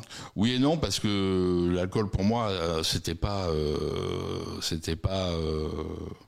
Mais tu peux très bien te dire, ouais, vas-y, bonne ambiance. y a mes Après, potes. j'aime bien le whisky, si tu veux. Après, je me suis rattrapé un peu, mais. Y a pas... Ah oui, mais ouais, vas-y. Mais bon, voilà, c'est. En fait, d'être mal parce que j'ai pris une cuite, ça me gonfle. Ouais. Parce que tu te dis, ouais, tu vas t'éclater une soirée, et le lendemain, alors surtout à mon âge maintenant, je peux dire qu'on le paye très cher, quoi. Il me faut 3 jours pour m'en remettre. Donc voilà, bon. Mais bon, oui, ça m'est arrivé, mais pas dans mes bars. Ouais. Ça m'est arrivé à des périodes. Alors, ce qui est marrant, c'est qu'à chaque fois que j'ai bu pas mal, c'est que j'étais heureux. Parce que si j'étais malheureux, si j'avais un problème, jamais je ne buvais de goutte d'alcool parce que ça pouvait amplifier le truc. Comme toi. Donc moi, je bois que quand je suis heureux. Et comme je suis heureux souvent, non, je plaisante. Je suis heureux souvent, mais je bois pas à chaque fois que je suis heureux. Et à partir de quel moment t'as commencé peut-être à, sans te faire passer, t'as quand même pour un alcoolique parce que tu l'es absolument pas, mais comme t'en as pas bu jusqu'à 25 ans, t'as eu tes bars, mais à quel moment tu t'es dit bah du coup pourquoi pas boire un coup tu vois, ça a été dans ta période de bar. C'est à cause de ta mère. Ah bah. Elle va être contente. À la Bondo. Ouais. Non, mais en fait, alors moi j'ai une chance, c'est que je suis allergique au vin. Ah ouais. Ah bah oui, donc du coup à table. Mais allergique, hein. Donc je peux pas en boire. Je déteste la bière, même l'odeur. Donc tu vois, moi le truc, quand je vais dans un après-midi, dans un truc où le matin à 11h30, je bois pas de bière. Tu vois, donc je prends un Perrier ou un jus d'abricot ou un truc comme ça. Voilà. Les amis, très important, si vous appréciez notre contenu, je vous invite à vous abonner à la chaîne si ce n'est pas encore fait, à liker la vidéo, activer la petite cloche pour être averti en temps réel des sorties des nouvelles vidéos. Et aussi, si vous souhaitez savoir comment je peux vous accompagner personnellement avec mon équipe à atteindre vos objectifs et à gagner en liberté financière, c'est les premiers liens dans la description. Ceci étant dit, reprenons. Quand je bois en soirée, ce n'est toujours que du whisky. Ouais, d'accord.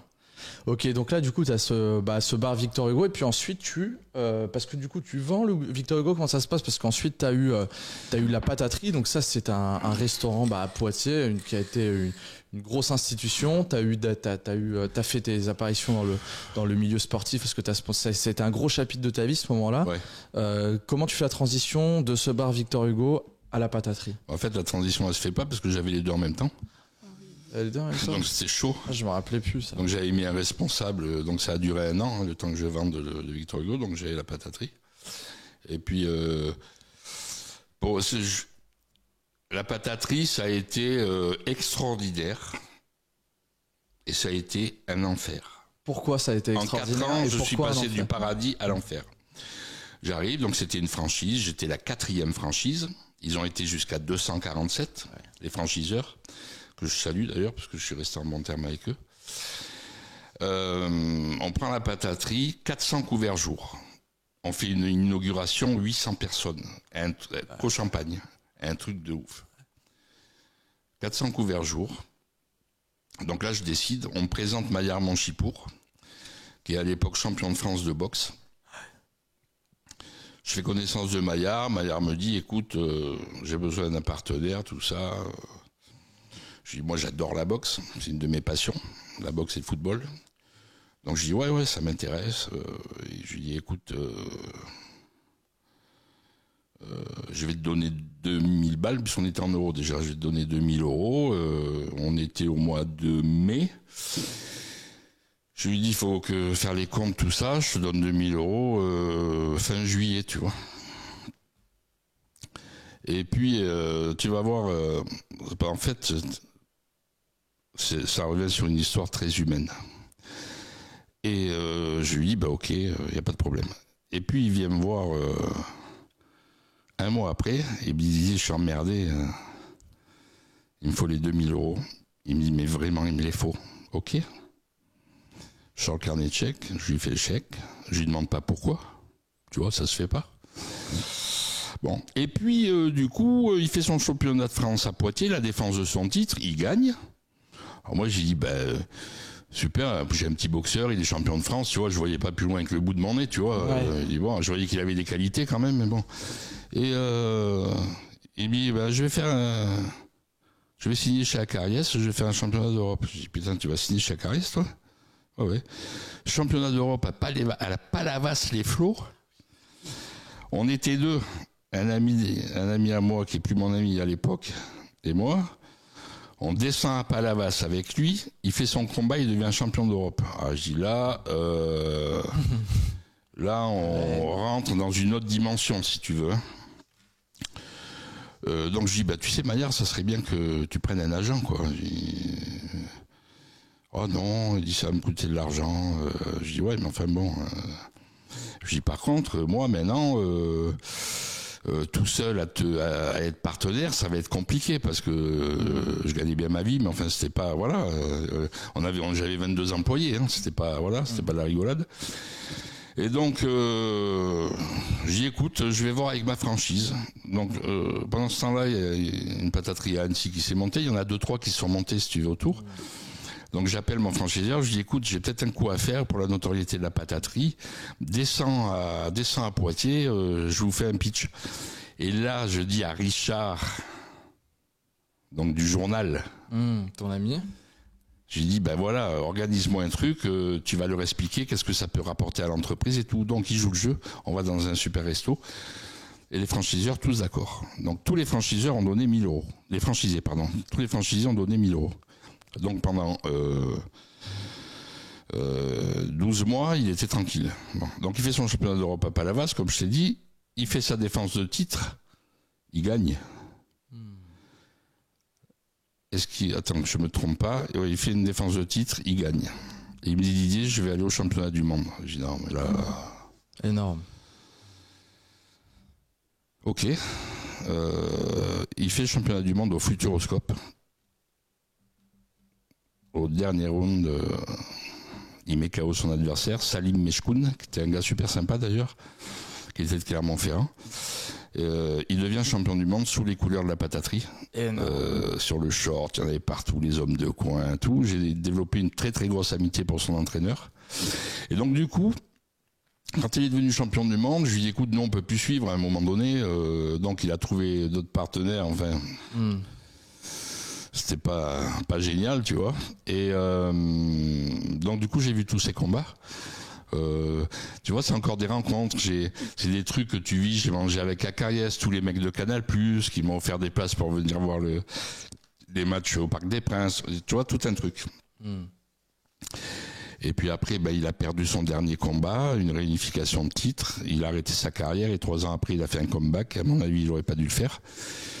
Il a fait 2 combats de rentrée qu'il a gagné, il a refait un championnat du monde qu'il a perdu.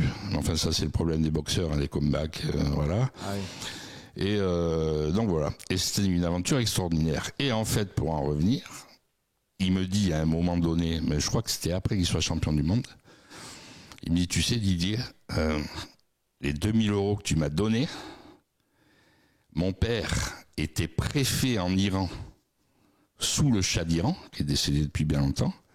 Il était persécuté, il se cachait, les 2 000 euros ont servi à payer le passeur. Énorme. Ah, symbolique. Un truc de fou. Ouais.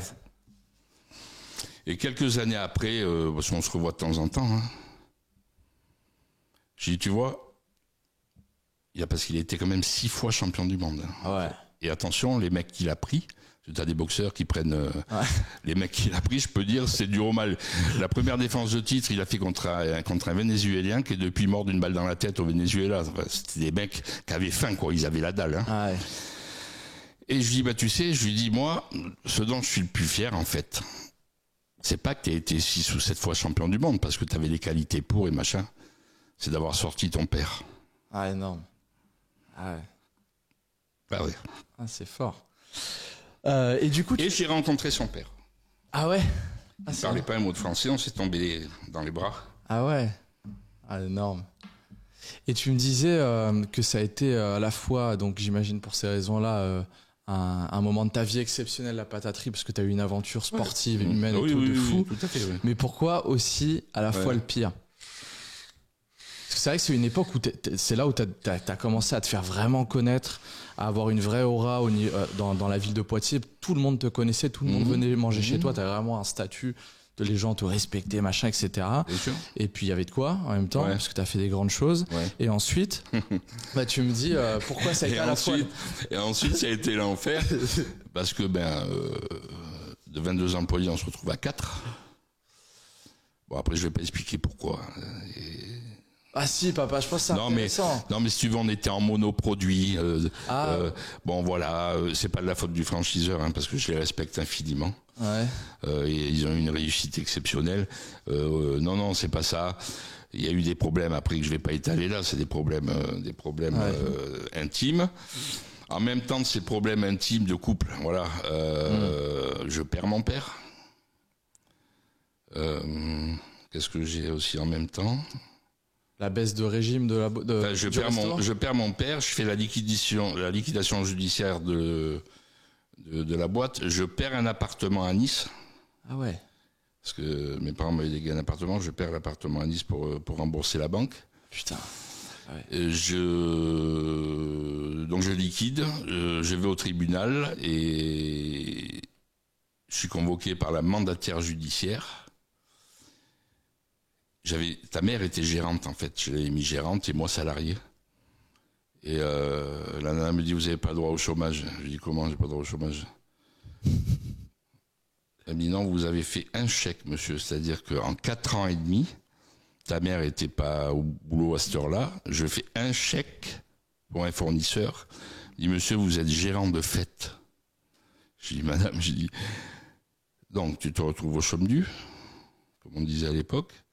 Un gosse à charge. Toi, tu mangeais en plus. Un gosse à charge.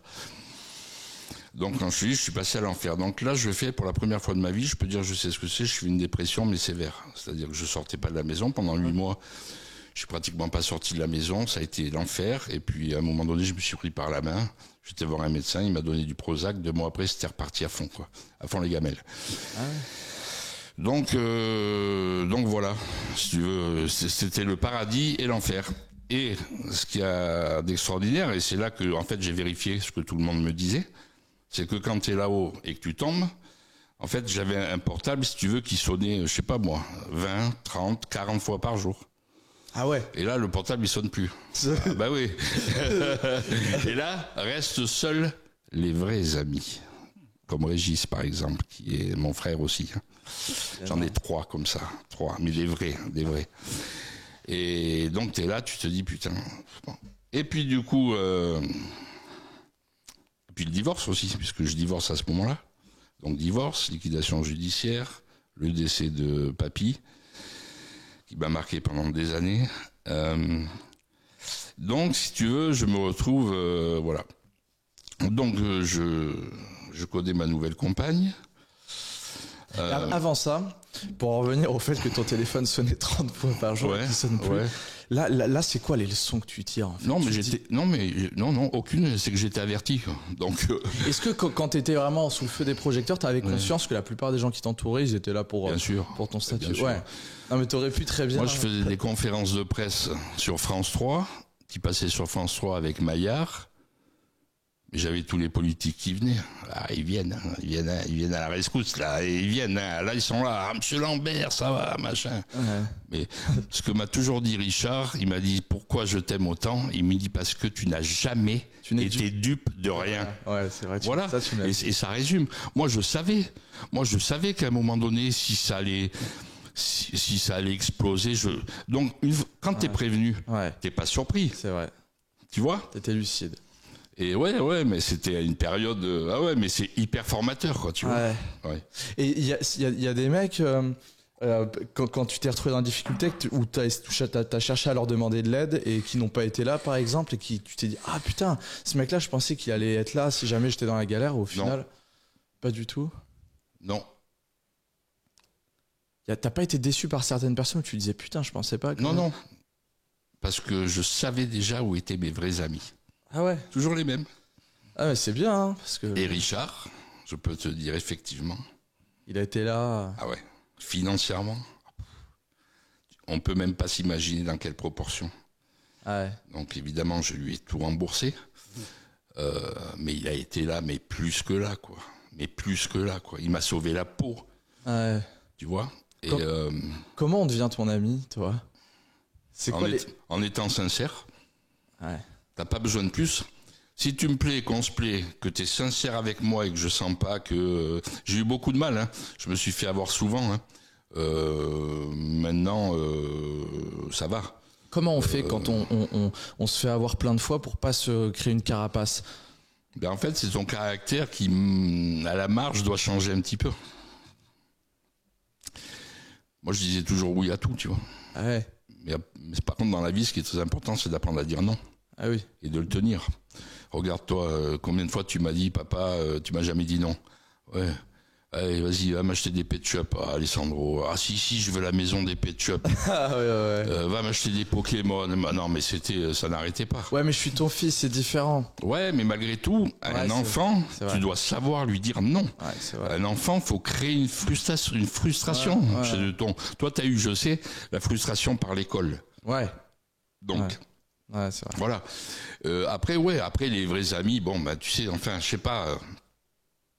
Tu les détectes. Mais les mecs où tu savais qu'ils étaient juste là parce que t'avais la majorité, et qui te demandaient des trucs, tu leur disais quand même oui à ces mecs, ou t'avais quand même conscience que vu qu'ils étaient là que pour le truc. Ça dépend de ce qu'ils me demandaient. Ah ouais. Je sais pas, il y a pas des mecs à la pataterie qui voulaient manger gratuit par exemple parce que c'était des potes. Tu disais oui par exemple? Ouais, j'ai eu ça. Ouais, souvent j'invitais des gens aussi. Oui, c'est vrai. J'invitais souvent des gens. Que t'aurais pas dû. Mais enfin, hein, que t'aurais pas dû. Ouais, que j'aurais pas dû parce que voilà. Comme je te dis, j'étais dupe de rien. Je le faisais parce que je sais pas. Sur le moment, j'osais peut-être pas dire non. Tu vois aussi, c'est aussi simple que ça des fois. T'oses pas dire non, alors que tu dois dire non. Bon voilà. Ben, je suis à 80% guéri. Mais je peux me faire encore avoir. Hein. Par peur d'offenser. Ouais, peur d'offenser. Alors après, tu sais, voilà, quand tu es en haut, tout le monde est à tes pieds. Je te dis, hein, les politiques, les machins, on m'a même demandé d'être sur une liste. Comment on fait pour pas prendre la grosse tête? Parce qu'il faut que tu saches d'où tu viens. C'est tout. Ouais. Voilà. Moi, je sais comment j'ai été élevé. Je sais les parents que j'ai eus. Aucun problème. Aucun problème. Et tu vois, j'ai fait une liquidation judiciaire. J'ai perdu beaucoup d'argent. J'ai des employés qui sont restés 2 mois et demi sans être payés. Les 4 qui restaient. Sans être payés. Il me dit, monsieur Lambert, on vous lâchera jamais. Ah putain, c'est fort. Parce que vous avez été super sympa avec nous. On a passé des super moments ensemble. On était super bien traités chez vous. Ça, c'est important.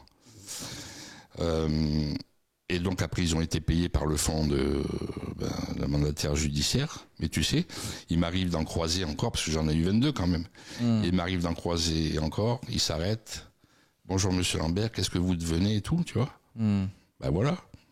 C'est-à-dire que le mec, tu passes devant lui, il dit pas regarde-moi cette raclure, cette ordure, tu vois. Ça c'est important. Enfin moi, c'est quelque chose, j'attache beaucoup d'importance. Là, t'as toujours été juste avec. Ouais. Alors après, évidemment que socialement t'es déclassé, mais c'est pas toi qui te déclasse, c'est eux, tu vois. Et pour te dire l'anecdote aussi, donc je me suis retrouvé sans rien. J'avais une nouvelle compagne. Je voulais pas vivre à ses crochets, c'est hors de question. Ah oui. Et Noël arrivait, tu vois. Alors, mamie m'a aidé un petit peu à pas que je sois... voilà, parce que j'avais pas le chômage. Noël arrivé, je dis, putain, comment je vais faire les cadeaux de Noël à mon fils? Tu vois? Et au fils de ma compagne, et à elle, et je dis, non, je fais quoi? Ah oui, c'est vrai que t'avais pas... Ah ouais. Donc, allez, direction agence d'intérim, il me trouve un poste à Chronopost. Putain, c'est énorme. Tu viens d'avoir un resto. Oui, bah oui, alors. Et là, j'adore. Non, mais moi, si tu veux, ça me. C'est trop fort. Ça peut poser beaucoup de problèmes à beaucoup de personnes. Ouais, j'imagine. Pas à moi, parce que ma vie, ça a été ça. Ouais. J'ai eu de l'argent, j'en ai plus, j'en ai eu. C'est-à-dire que moi, baisser mon train de vie ne me pose aucun problème. C'est trop respectable. Voilà. Mais c'est vrai, parce que au final, on s'en fout du statut. Donc je me trouve à Chronopost pour te donner l'anecdote, parce que c'est énorme. Ouais. Donc putain, il faut travailler. Je dis là, mon petit gars, il va falloir avoir du physique. Hein. Il y a des gens qui te reconnaissent, qui disent putain, c'est Didier de la Page. Justement, j'y viens. Ah oui, d'accord. Ah oui, j'y viens. Et en fait, je commence à bosser. J'ai bossé 1 mois. Parce qu'en même temps, j'ai essayé de racheter un bar à Châtellerault, que j'ai acheté d'ailleurs. Et j'ai bossé 1 mois. Et vient le jour de la paye. Et là, je regarde combien j'avais gagné. J'ai le SMIC. Je dis putain. Et là, si tu veux, même si je le savais, parce que je m'intéresse aux gens, je m'intéresse à beaucoup de choses, mais quand tu le vis toi, c'est pas pareil. Et je dis putain, qu'est-ce que je vais faire avec ça pendant un mois, quoi. Moi, j'avais l'habitude, tu vois, bon, j'ai acheté mes cadeaux de Noël. Et alors, je livrais à l'extérieur de Poitiers, et un jour, on me demande, comme par hasard, de livrer sur Poitiers. Alors, je prends mon camion, machin, et j'étais en salopette, tu sais, salopette Chronopost, tu vois. Ouais, immense respect pour ces gens-là. Oui. Immense respect. Parce que le boulot qu'ils font, je peux te dire que c'est compliqué, parce que le matin, t'arrives, faut trier les colis, faut les foutre dans ton camion, faut partir, enfin bon, bref. Et je livre, je sais plus quoi, un colis, et je tombe sur quelqu'un que je connais, forcément à Poitiers, je connaissais beaucoup de monde. Et là tu vois, le mec il te fait, tu sais, il vient pas te dire bonjour, tu vois, il te fait avec un sourire, ah toi t'es tombé bien bas mon gars, la fête est finie, la fête est finie, connard. Putain. Moi, quand je suis avec des gens qui ramassent les poubelles ou un gros chef d'entreprise, mais je me comporte pareil. Je parle pareil avec les gens, tu vois. Donc ça, c'est des merdes, tu vois. Ouais. Et j'ai vécu ça. Par contre, je vais te dire, c'est un peu con ce que je vais te dire. Comme j'avais pratiquement jamais travaillé pour un patron, quand je leur ai dit que j'arrêtais à l'agence d'intérim, putain, le bureau Chronopost s'appelle et dit, il nous faut quelqu'un, on veut M. Lambert. Mais non, M. Lambert, il est parti. Ah ben nous, on veut que M. Lambert parce que je faisais mon boulot comme si j'avais été 10 ans dans cette boîte. Et ces gens-là me payaient, même si c'était une grosse boîte, je me devais de donner ce que je devais faire. Et ça, si tu veux, c'est une des choses, malgré tout, qui m'a rendu très fier. Ben oui. Plus que certaines choses que j'ai pu faire, qui étaient beaucoup plus faciles à faire, qui te donnaient de l'aura, mais qui étaient faciles à faire, tu vois. Voilà. En fait, c'est peu importe que tu bosses pour quelqu'un d'autre, tu t'es impliqué comme si t'aurais aimé que quelqu'un s'implique dans ta boîte. C'est pour ça que moi, je n'ai jamais eu, bon, c'est arrivé une fois, mais je ne peux jamais avoir de problème si je vais bosser pour un patron. Ah oui. Parce que tu sais ce que c'est vu que t'as été patron. Bien sûr. Et ouais, ça c'est important. Ouais. T'es au top. Ah, t'es au top. Oh, je sais pas si je suis au top, mais c'est ma vie, quoi. Tu vois. Et c'est pour ça que j'ai fait 1000 choses dans ma vie. Et oui. J'ai changé de métier 50 fois. Mais c'est exceptionnel. Et donc après Chronopost, du coup, tu m'avais offert quoi à ce Noël? La maison, c'est pas la maison Pet Shop. C'est peut-être les Pet Shop. La maison Pet Shop. Donc du coup t'arrêtes et là du coup tu prends premier bar à Châtellerault. Ouais, je prends un peu mes bars à Châtellerault, mais bon, on va passer dessus parce que bon, voilà. Il y a des anecdotes de nuit. Oh non, mais bon, ouais, c'est des bagarres, des machins, des trucs. Au bout de 8 mois, j'ai dit j'arrête. J'étais avec ma copine, elle me dit moi, tu pars, je sais pas quand est-ce que tu vas revenir, si tu vas revenir. Non, c'était injouable. C'est chaud. Injouable, donc. Et tu en as repris un ensuite, le Safari. Le Safari, j'étais directeur. C'était pas à moi. Ouais. Là aussi, il y a des histoires qui sont lunaires, moi. Mais oui, non, mais en fait. Mais toi, t'as que des histoires. Oui, mais en fait, si tu veux, je comprends pas pourquoi. Il faudrait que je voie un jour quelqu'un, peut-être qui est capable de me dire, c'est qu'en fait, depuis que je suis né, il m'arrive que des trucs de ouf. Ouais, c'est vrai. Alors, c'est soit des rencontres de ouf, comme avec Tapi, ou Maillard, ou machin, mais il m'arrive que des trucs. Que tu provoques, t'es opportun. De ouf. Oui, mais tu vas vers. Ouais, mais putain, il y a des trucs. Il y a des trucs. C'est au karma. Souviens-toi quand on a été à Nice, là, la nana, la blonde, là, j'ai dit mais putain, mais. Faut la raconter celle-là, pas. Ouais. Raconte-la. Bon, on va essayer de la faire vite. Donc on part à Nice pour aller. J'avais rendez-vous chez un notaire, donc on part toi, mon ex-associé et moi, et puis le matin, je vais. Prendre le café sur une terrasse, puis je vois une dame dans les 60 ans, belle femme, très belle femme, qui m'aborde et qui me dit ah ben bonjour, qu'est-ce que vous faites à Nice, tout ça. Bon, je dis celle-là, qu'est-ce qu'elle veut, tu vois. Puis bon, comme je suis poli, je parle avec elle, je dis ça fait longtemps que vous habitez Nice, tout ça, quel quartier, machin, tout ça, comme j'habitais là-bas. Et Elle me dit, ah ouais, moi je fais du business. Elle me dit, j'ai inventé un cola, tu vois, ou un truc comme ça. Ouais, donc c'était un genre de cola. sorte de cola au café. Ouais, je commence à le distribuer au café, ouais. Je commence à le distribuer dans les stations-service. Je voudrais me développer, tout ça. Je lui dis, c'est bien. Elle me dit, elle me dit, je reviens. Elle part chez elle, elle habitait à côté de la promenade des Anglais, elle revient avec tout un dossier.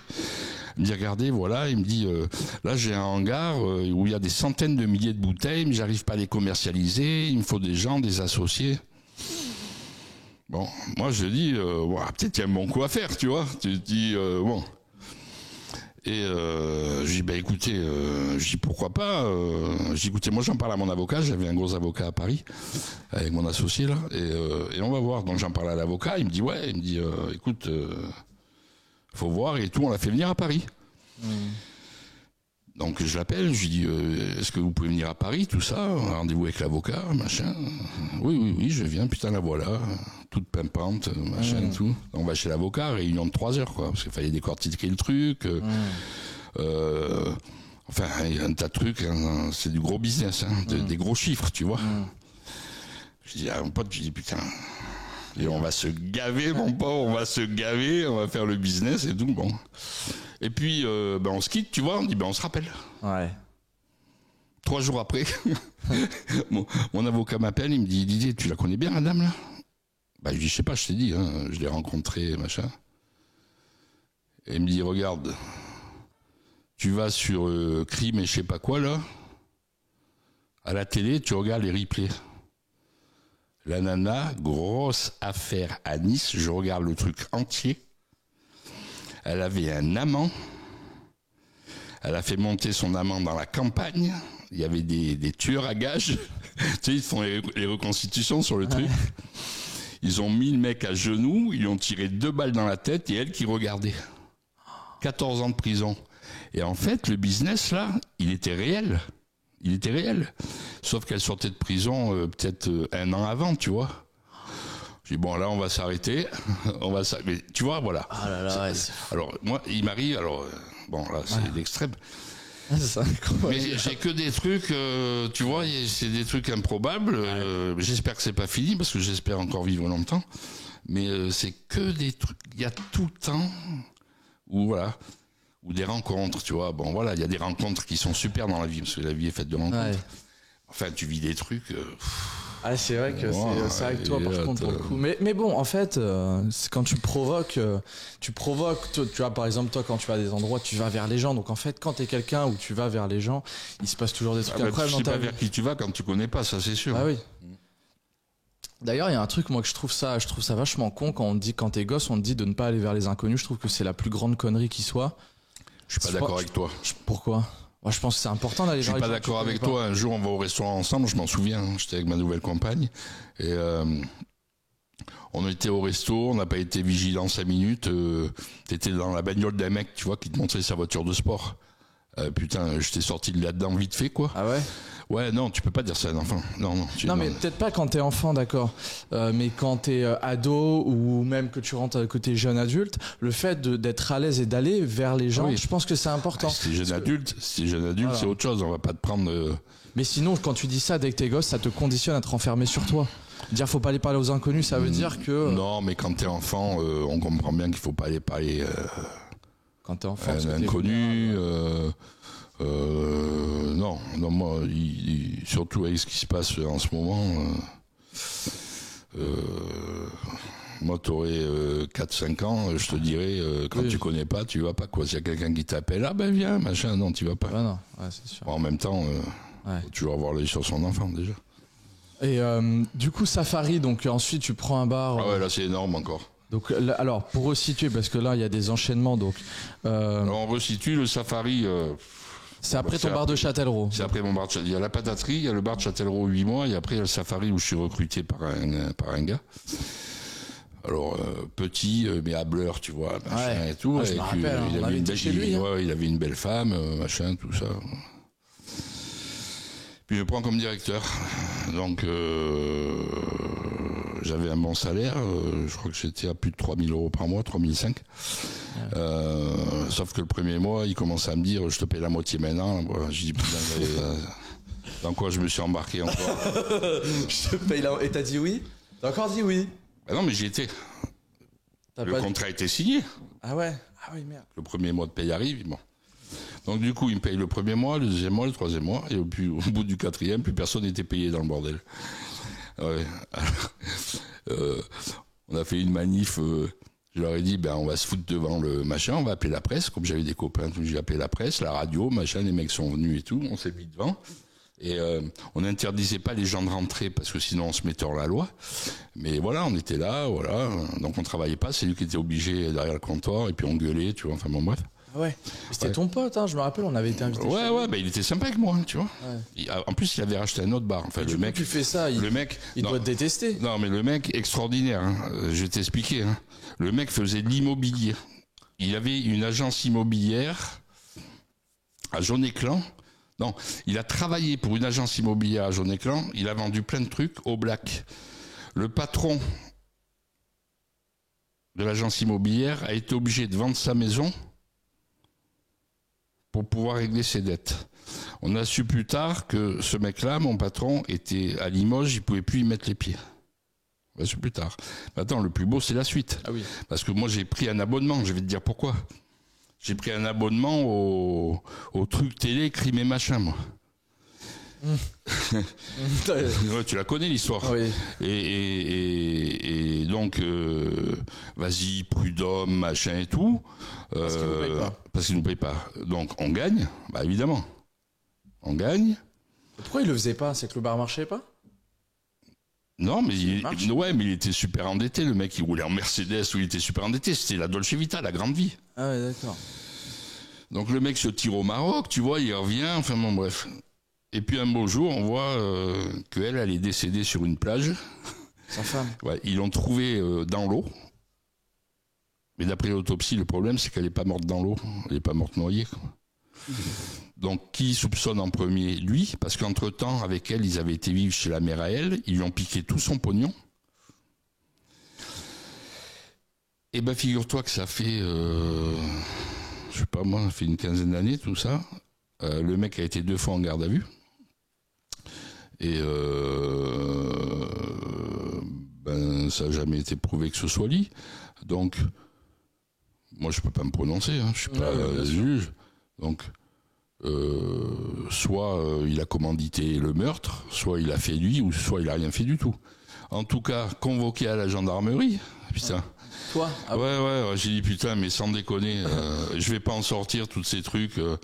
Donc convoqué à la gendarmerie, 2h30 à la gendarmerie où ils m'ont posé un tas de questions. Ouais. Est-ce qu'il l'a frappé? Est-ce que machin et tout? Je dis non, moi j'ai dit ce que j'avais vu.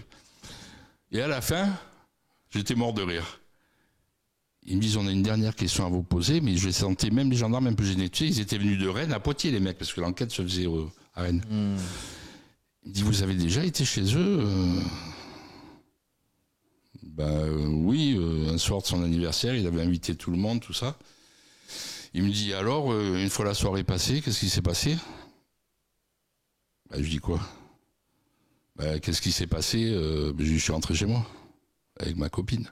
Il dit vous avez pas vu quelque chose? Parce qu'en fait, il faisait des parties, des partous, tu vois. Donc les flics voulaient savoir ça. Je dis moi écoutez, j'ai dit ce que je savais, tu vois. Mais c'est un truc de fou. Le mec était barjot. Il allait dans les banques parce qu'il faisait de l'immobilier. Il disait aux banques, il fabriquait des faux compromis. Ah ouais. Il allait aux banques, il dit voilà, j'ai un compromis, on m'achète pour 150 000 € une maison. Est-ce que vous pouvez me prêter 150 000 € pour que je switch sur autre chose? Et les banques, et lui prenait l'argent, après il avait toutes les banques au cul, le mec. Il était énorme. Il habitait à Mignaloux-Beauvoir. C'est un bled à côté de Poitiers, là. Véridique. Il était locataire, il a mis en vente la maison. Oh, je te promets. Comme Rocancourt, il a fait. Ouais. Alors, il a jamais réussi à la vendre, tu vois. Mais c'est un truc de fou. Donc, moi, toute ma vie, je croise des gens. Heureusement, hein, il y en a quand même beaucoup de bien. Hein, mais des trucs improbables, tu vois. Improbables. T'as pas de nouvelles de ce mec? Aucune. Alors, pareil, il a eu droit à son truc, crime et machin, là, à la télé. Voilà. Ah ouais, tu te rappelles de son nom? On va pas le dire, mais tu t'en rappelles? Non, je peux pas dire son nom. Tu t'en rappelles? Oui, bien sûr. Tu me le diras, je regarderai, ça m'intéresse. On est à combien de temps là? En même temps, remarque, je peux dire son nom parce que je dis que la vérité. Non, bah. Mais bon, voilà. Attends, je vais pisser. On est à combien de temps là? Putain, on est bon là. Arrête, c'est légendaire.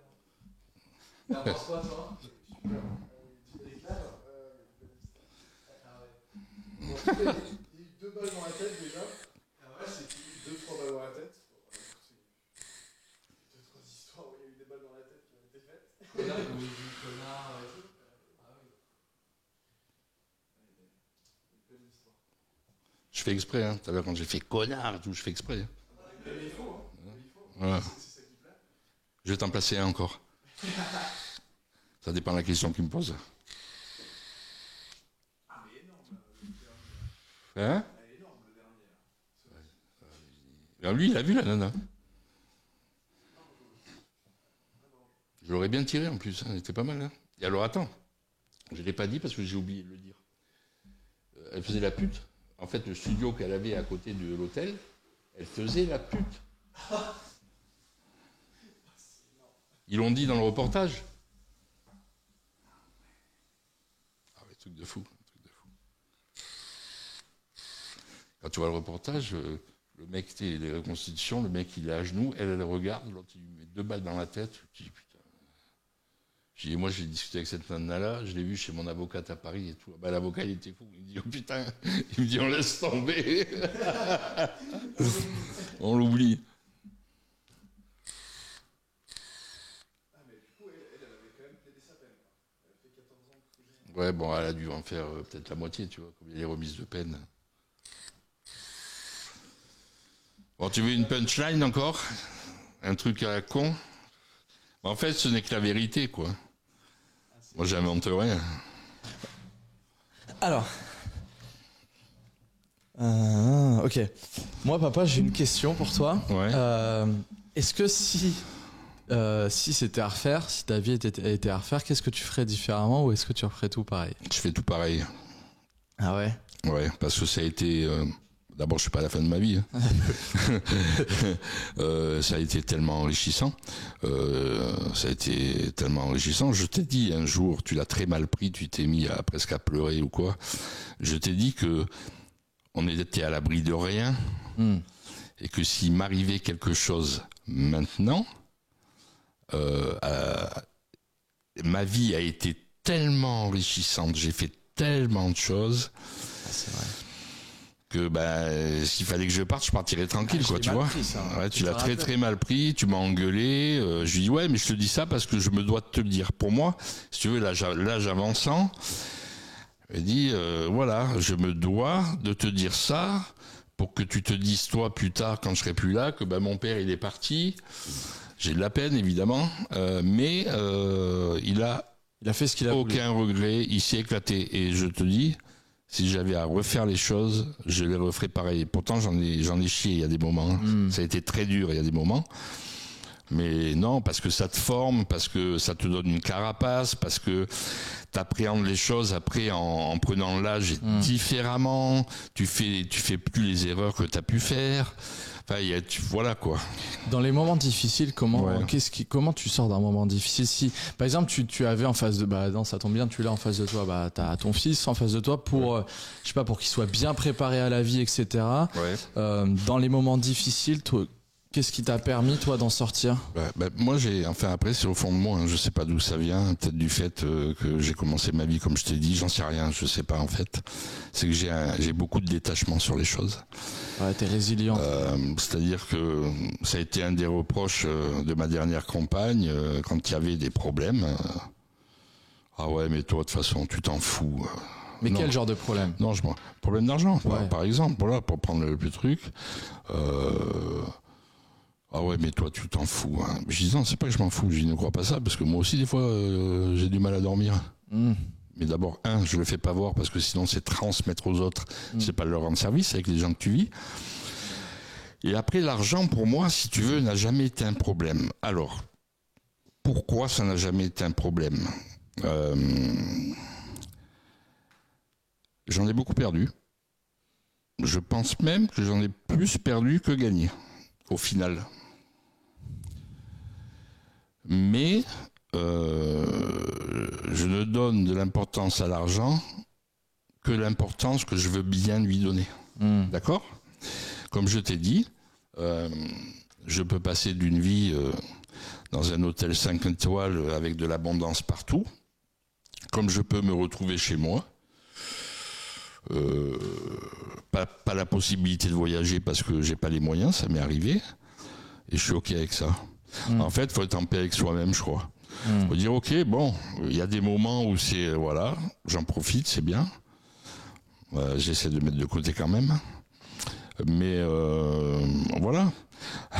J'ai perdu des sommes, je dirais pas combien, mais pharaoniques. Ça me clouait au sol 10 minutes. À la 11e, j'étais reparti. Tu vois ? Ouais. Bon, comment je peux faire pour switcher de ça à ça ? Voilà, comment je fais ? Bam, bam, bam. Et après, je saisis des opportunités. Des fois des bonnes, des fois des mauvaises. T'es d'accord pour dire qu'au final, les vraies choses qui sont graves, c'est la santé, c'est la mort d'un proche. Ça, c'est une chose grave. Bien sûr. Mais l'argent, un jour t'en as, un jour t'en as pas. Non, mais moi, ça me dérange pas. Après, je peux comprendre quelqu'un, si tu veux, attention, hein, ça c'est mon cas à moi, c'est spécifique à ma personne. Après, je peux comprendre très bien des gens qui sont nés dans l'opulence, et s'il faut redescendre de 20 étages, ça soit problématique pour eux. Je le conçois. Ouais. Mais alors moi, je fais partie de ceux qui considèrent que c'est une chance de démarrer avec peu, que d'être. T'imagines t'es fils de Bernard Arnault, la responsabilité que t'as sur les épaules, genre à 18 ans. Imagine, toi, t'es ce gars-là, et t'es obligé d'aller faire Chronopost. Là, tu pètes un cap, tu vois. Alors qu'une personne. Oui, parce que l'écart est tellement grand. Voilà. Mais moi, je comprends qu'il pète un plomb. Ah ouais. Je vais pas lui jeter la pierre au mec. Je comprends que ce mec-là, il puisse péter un plomb. Ouais. Mais moi, j'étais pas au niveau de ces gens-là. Voilà. Par contre, c'est vrai que quand tu vas au resto presque tous les soirs, comme je faisais à un moment donné, où je gâtais mes proches, mes amis, tout ça, et que d'un coup, parce que tu liquides une affaire, tu te retrouves sans ressources. Pas de chômage, sans ressources. Bon ben là, tu vas travailler chez Chronopost, mon gars. Puis tu fermes ta gueule en plus. Tu vois, parce que tu as des responsabilités. Si la boîte, elle s'est cassée la gueule, il y a eu des responsabilités d'autres personnes, mais moi je prends les miennes. J'ai pas su dire. C'est là que je te dis, j'ai pas su dire non. Stop. On fait pas comme ça. Il y a un truc, il y a deux choses qui me choquent. Ouais. Déjà.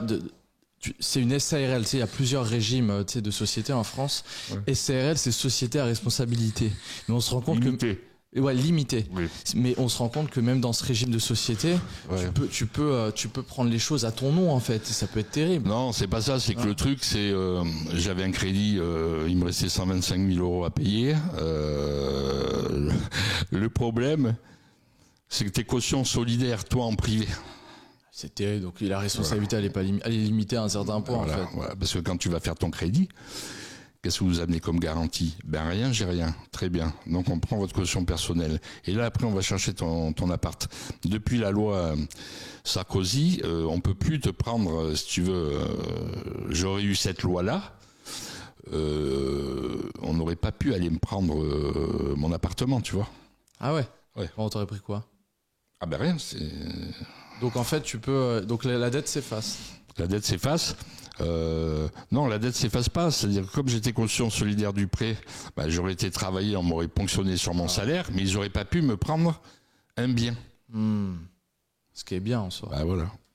Et tu trouves ça normal, toi, qu'un entrepreneur, donc c'est un mec qui prend des risques, qui a des responsabilités qu'un salarié n'a pas forcément, et que il peut donner des années de sa vie pour un projet, et si jamais ça marche plus, il a pas de chômage. Est-ce que tu trouves ça normal qu'un entrepreneur aujourd'hui n'a pas de chômage en France ? Moi, je trouve ça aberrant. Alors que c'est lui qui prend les plus gros risques. Bah oui, mais c'est le système. C'est terrible, ça. C'est le système français. Après, tu te trompes sur certaines choses, c'est que tu as des entrepreneurs qui sont salariés de leur entreprise. Ah oui. D'accord ? C'est pour ça que moi, comme j'avais fait un chèque, elle m'a déclaré gérante de fête. Mais sinon, tu as des entrepreneurs qui sont salariés. Donc, à partir du moment où ils sont salariés, ils ont une fiche de paye, ils peuvent prétendre au chômage.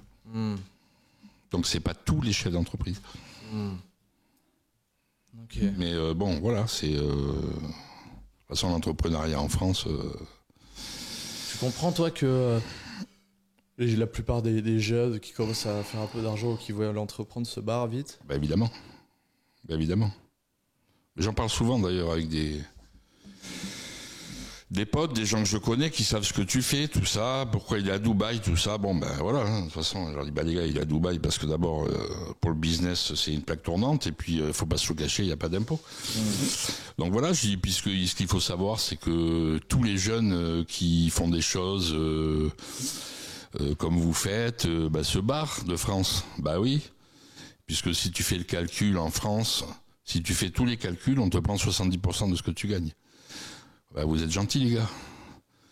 Je sais à quelle heure tu te lèves, je sais à quelle heure vous vous couchez tous les deux avec Joao. Je sais pourquoi je peux pas t'avoir au téléphone pendant des journées entières. D'ailleurs, il va falloir réparer ça. Et donc voilà, donc vous travaillez. Alors si c'est pour filer 70% de vos revenus, voilà. Donc moi, à votre âge, j'aurais fait pareil.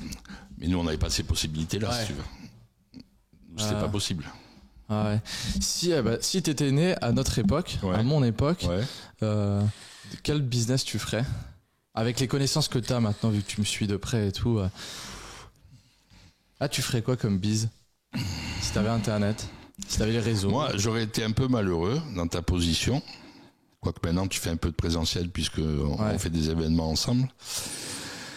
J'aurais été un peu malheureux avec ça parce que, comme je t'ai dit, le contact humain pour moi est hyper important. J'aime bien avoir la personne devant moi, j'aime bien voir à qui je parle. Mais par exemple, là, tu vois, YouTube, les gens, ils sont derrière, on les voit pas. Bah toi, t'as besoin de voir. Je suis un peu à l'ancienne, hein, malgré tout. Ouais. Mais j'aurais trouvé ma voie là-dedans, oui, c'est sûr. Mais je pense que j'aurais plus fait de l'e-commerce, tu vois. Ah ouais. La finance, certainement pas, comme tu fais. D'ailleurs, je comprends pas la moitié des trucs que tu fais. La mais finance, c'est pas grave. Les gens qui travaillent pour la boîte qui font la FIFA, tu vois. Après, non, j'aurais plutôt été, vendre des trucs. E-commerce. D'e-commerce, mais je pourrais le faire encore, hein. Je peux le faire, mais bon, j'ai autre chose à faire, quoi. Ça t'aurait pas plu de faire du divertissement sur YouTube, de faire du show ou alors. Non? Non. Ah, YouTube, moi je pense que t'aurais percé très fort sur YouTube. Non, parce que YouTubeur. M'exposer pour ce que je fais, et puis c'est un peu par obligation que j'ai été exposé à certaines choses. Mais vouloir m'exposer pour gagner ta vie, pour gagner ma vie, non, c'est pas un truc. C'est pas. Ouais. Non. Après, je comprends ceux qui le font. J'ai aucun souci là-dessus. Je salue d'ailleurs toutes les réussites qu'il peut y avoir dans ce domaine. Ça me pose aucun problème. Mais moi, personnellement, non. Moi, ce que je trouve fou aussi dans ton parcours, c'est que t'as vécu à une époque où la plupart des gens qui avaient un boulot, ils gardaient le même pendant des dizaines d'années. Et toi, au final, dans ta génération, tu faisais partie de la minorité qui a, tu vois, t'as fait, alors après, t'as plein de trucs. T'as fait du théâtre aussi, on n'en a pas parlé, mais on en parlera dans un autre podcast. On a tellement de choses à dire. J'ai fait 50 000 trucs. Après, c'est là où je te dis, après un échec, faut rebondir. Mais tu peux des fois pas rebondir dans ce que tu... j'aurais pu. Alors que j'aurais pu, mais j'ai plein d'anecdotes. J'ai pris une agence. C'est-à-dire que ça t'a jamais fait peur? Immobilière, ça a duré 8 mois parce que mon associé se retrouve à l'hôpital complètement alcoolisé, tombé dans l'alcool. Enfin bon. Non, mais voilà, encore, tu vois, encore des trucs, voilà. Mais on va refaire un autre podcast où là, ça sera des anecdotes. Si tu veux, j'en ai plein. D'ailleurs, donc, on va refaire un autre podcast où là, du coup, là, c'était bien, c'est parce que je voulais vraiment mettre en avant ton histoire, parce que t'es la personne qui m'a le plus inspiré dans ma jeune vie, et tu m'inspires toujours autant, et c'est en grande partie grâce à toi, papa, que ça m'a donné la force d'entreprendre et de faire ce que je fais aujourd'hui. Et je pense que de rendre public ton histoire, c'est incroyable parce que ça va inspirer des milliers de personnes. Et dans un autre podcast, cette fois-ci, on va mettre en lumière un peu l'importance que tu as eu dans mon parcours et des anecdotes de vie qu'on a vécues ensemble. Et ça, on fera ça dans un... c'est pas mal ça aussi. Dans un autre podcast. Maintenant, j'essaie vraiment de me mettre dans l'impôt d'un jeune ou d'un mec qui regarde cette vidéo. Selon toi, quel conseil tu donnerais à un jeune ou un mec qui est en reconversion professionnelle, qui a ton âge, qui en a marre du salariat, qui veut monter sa boîte? C'est quoi, quel conseil tu lui donnerais pour se lancer et réussir? J'étais un cancre. À l'école? À l'école. J'ai eu de la chance d'avoir mes parents qui m'ont aidé au départ, ça c'est clair, et qui m'ont aidé aussi après quand j'ai connu quelques galères. Quel conseil ? Ouais. Soyez résilients. Ne vous arrêtez surtout pas à un échec. La lumière viendra. Donc même quand c'est dur, même si quand tu penses que c'est la fin... Ben c'est là que, en fait, je pense que t'es comme ça aussi, et je suis encore comme ça. C'est quand je suis au pied du mur, Ah ouais, grave. mais vraiment au pied du mur, tu sais où il y a le précipice au bord, Ouais. c'est là que je donne ma pleine mesure. Ah ouais, grave, ça c'est vrai, c'est juste. Voilà. Donc, faut pas s'arrêter à un échec. T'étais du genre Après- à réviser à l'école la veille des contrôles, toi. Oh non, mais moi je révisais pas. Ouais. Moi je révisais pas. Je venais en classe, j'avais Picsou sous les machins. Le prof me disait Lambert, mets-toi au fond, nous emmerde pas. Et puis voilà. Ouais. Et en même temps, il avait raison. Je veux dire, je foutais le bordel dans la classe. Enfin, c'était voilà. Mais non, voilà. Soyez résilients. Si vous avez un échec, ben bon, moi ça me gêne un peu de donner des conseils aux gens parce que je suis personne pour leur Non, mais pour donner des conseils aux gens, ça m'embête un peu. Simplement, je dirais, oui, voilà, rêver. Moi, je rêve encore, quoi. Moi, je rêve encore que je peux devenir milliardaire à 60 ans. Tu vois ? Et en fait, toute ma vie, je l'ai pas trouvé encore, hein. Toute ma vie, j'ai cherché l'idée, et je la cherche encore. l'idée... Alors, on va dire, pour être milliardaire, j'ai la probabilité sur le temps. Mais millionnaire, Ah ouais, bien sûr. je me dis pourquoi je vais pas trouver quelque chose, voilà. Mais bon, voilà. Après, vivez vos rêves, faites comme. Après, l'important c'est de kiffer le chemin. Tu Alors, sais. moi, le truc principal, c'est que j'aime vivre le moment présent. Ouais. C'est-à-dire que toi, tu le sais parce que tu as vu les choses. Tapis, mon chipour. Tout ce qui m'est arrivé, des trucs que j'ai organisés, des gens et tout, je n'ai aucune photo, je n'ai C'est rien, vrai, ça. parce que je vis le moment présent. Il y a qu'au foot maintenant, comme je fais partie d'un club de foot, on prend des photos, tu vois.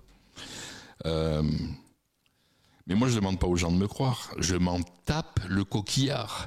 Et je vais te dire, vrai, on fait une vidéo aujourd'hui où j'ai raconté un petit peu ma vie. Ouais. À part mes 3 amis proches, pratiquement personne ne sait qui j'ai rencontré. Bon, à part mon chipot, parce qu'on est à Poitiers. Qu'est-ce que j'ai fait ? On pourrait parler du maire d'Est Village aussi. On va en parler. Les gens, voilà, que j'ai rencontrés. Mais parce qu'en fait, tu t'aperçois quand tu parles aux gens. Moi, c'est ça qui m'a toujours. Les mecs parlent. Ah, tu sais, moi je connais un tel. Moi, j'en ai rien à foutre que tu connais un tel. En fait, ta vie à toi, c'est quoi ? J'en ai rien à foutre que tu me dises. Parce que les mecs, ils ont une propension, tu sais, à dire. Je connais un tel. Et le mec, généralement, qu'ils connaissent, il est socialement beaucoup plus haut qu'eux, mais ça fait bien de dire je le connais. Il s'approprie la réussite des autres. Moi, j'en ai rien à foutre. Tu vois ? Parle-moi de toi. Bien. Donc les gens parlent, et en fait, tu t'aperçois qu'ils te laissent jamais le temps de parler, en fait. Ouais, grave. Et donc même si il y a des gens des fois qui, je les entendais parler sur Tapis, surtout quand il est décédé. Ouais, c'était là. Même Qu'est-ce que t'as fait, toi ? même pas des potes, tu vois, mais des gens que je connaissais, tout ça. Mais je laissais dire. Je disais pas, ben moi je l'ai connu. Je disais oh, non, ça m'intéresse pas. T'as pas besoin de prouver. Non. Par contre, c'est des souvenirs, voilà. Mais ça, je les garde en moi. Ouais. Tu vois, j'ai pas besoin de. Viens là, je te fais un bisou. Putain, c'était trop bien. Bon, alors les amis, franchement, n'hésitez pas à réagir en commentaire à ce qui a été dit. Ça me tenait super à cœur. J'y ai longuement réfléchi à faire venir papa sur la chaîne parce que, encore une fois, j'ai pas l'habitude de m'exposer publiquement. Enfin, m'exposer publiquement, hein, exposer ma famille. Ouais, dis-moi. Par contre, j'ai fini là, mais t'envoies l'oseille parce que je suis pas venu gratuitement. Hein. Ah, papa, c'est chaud en ce moment.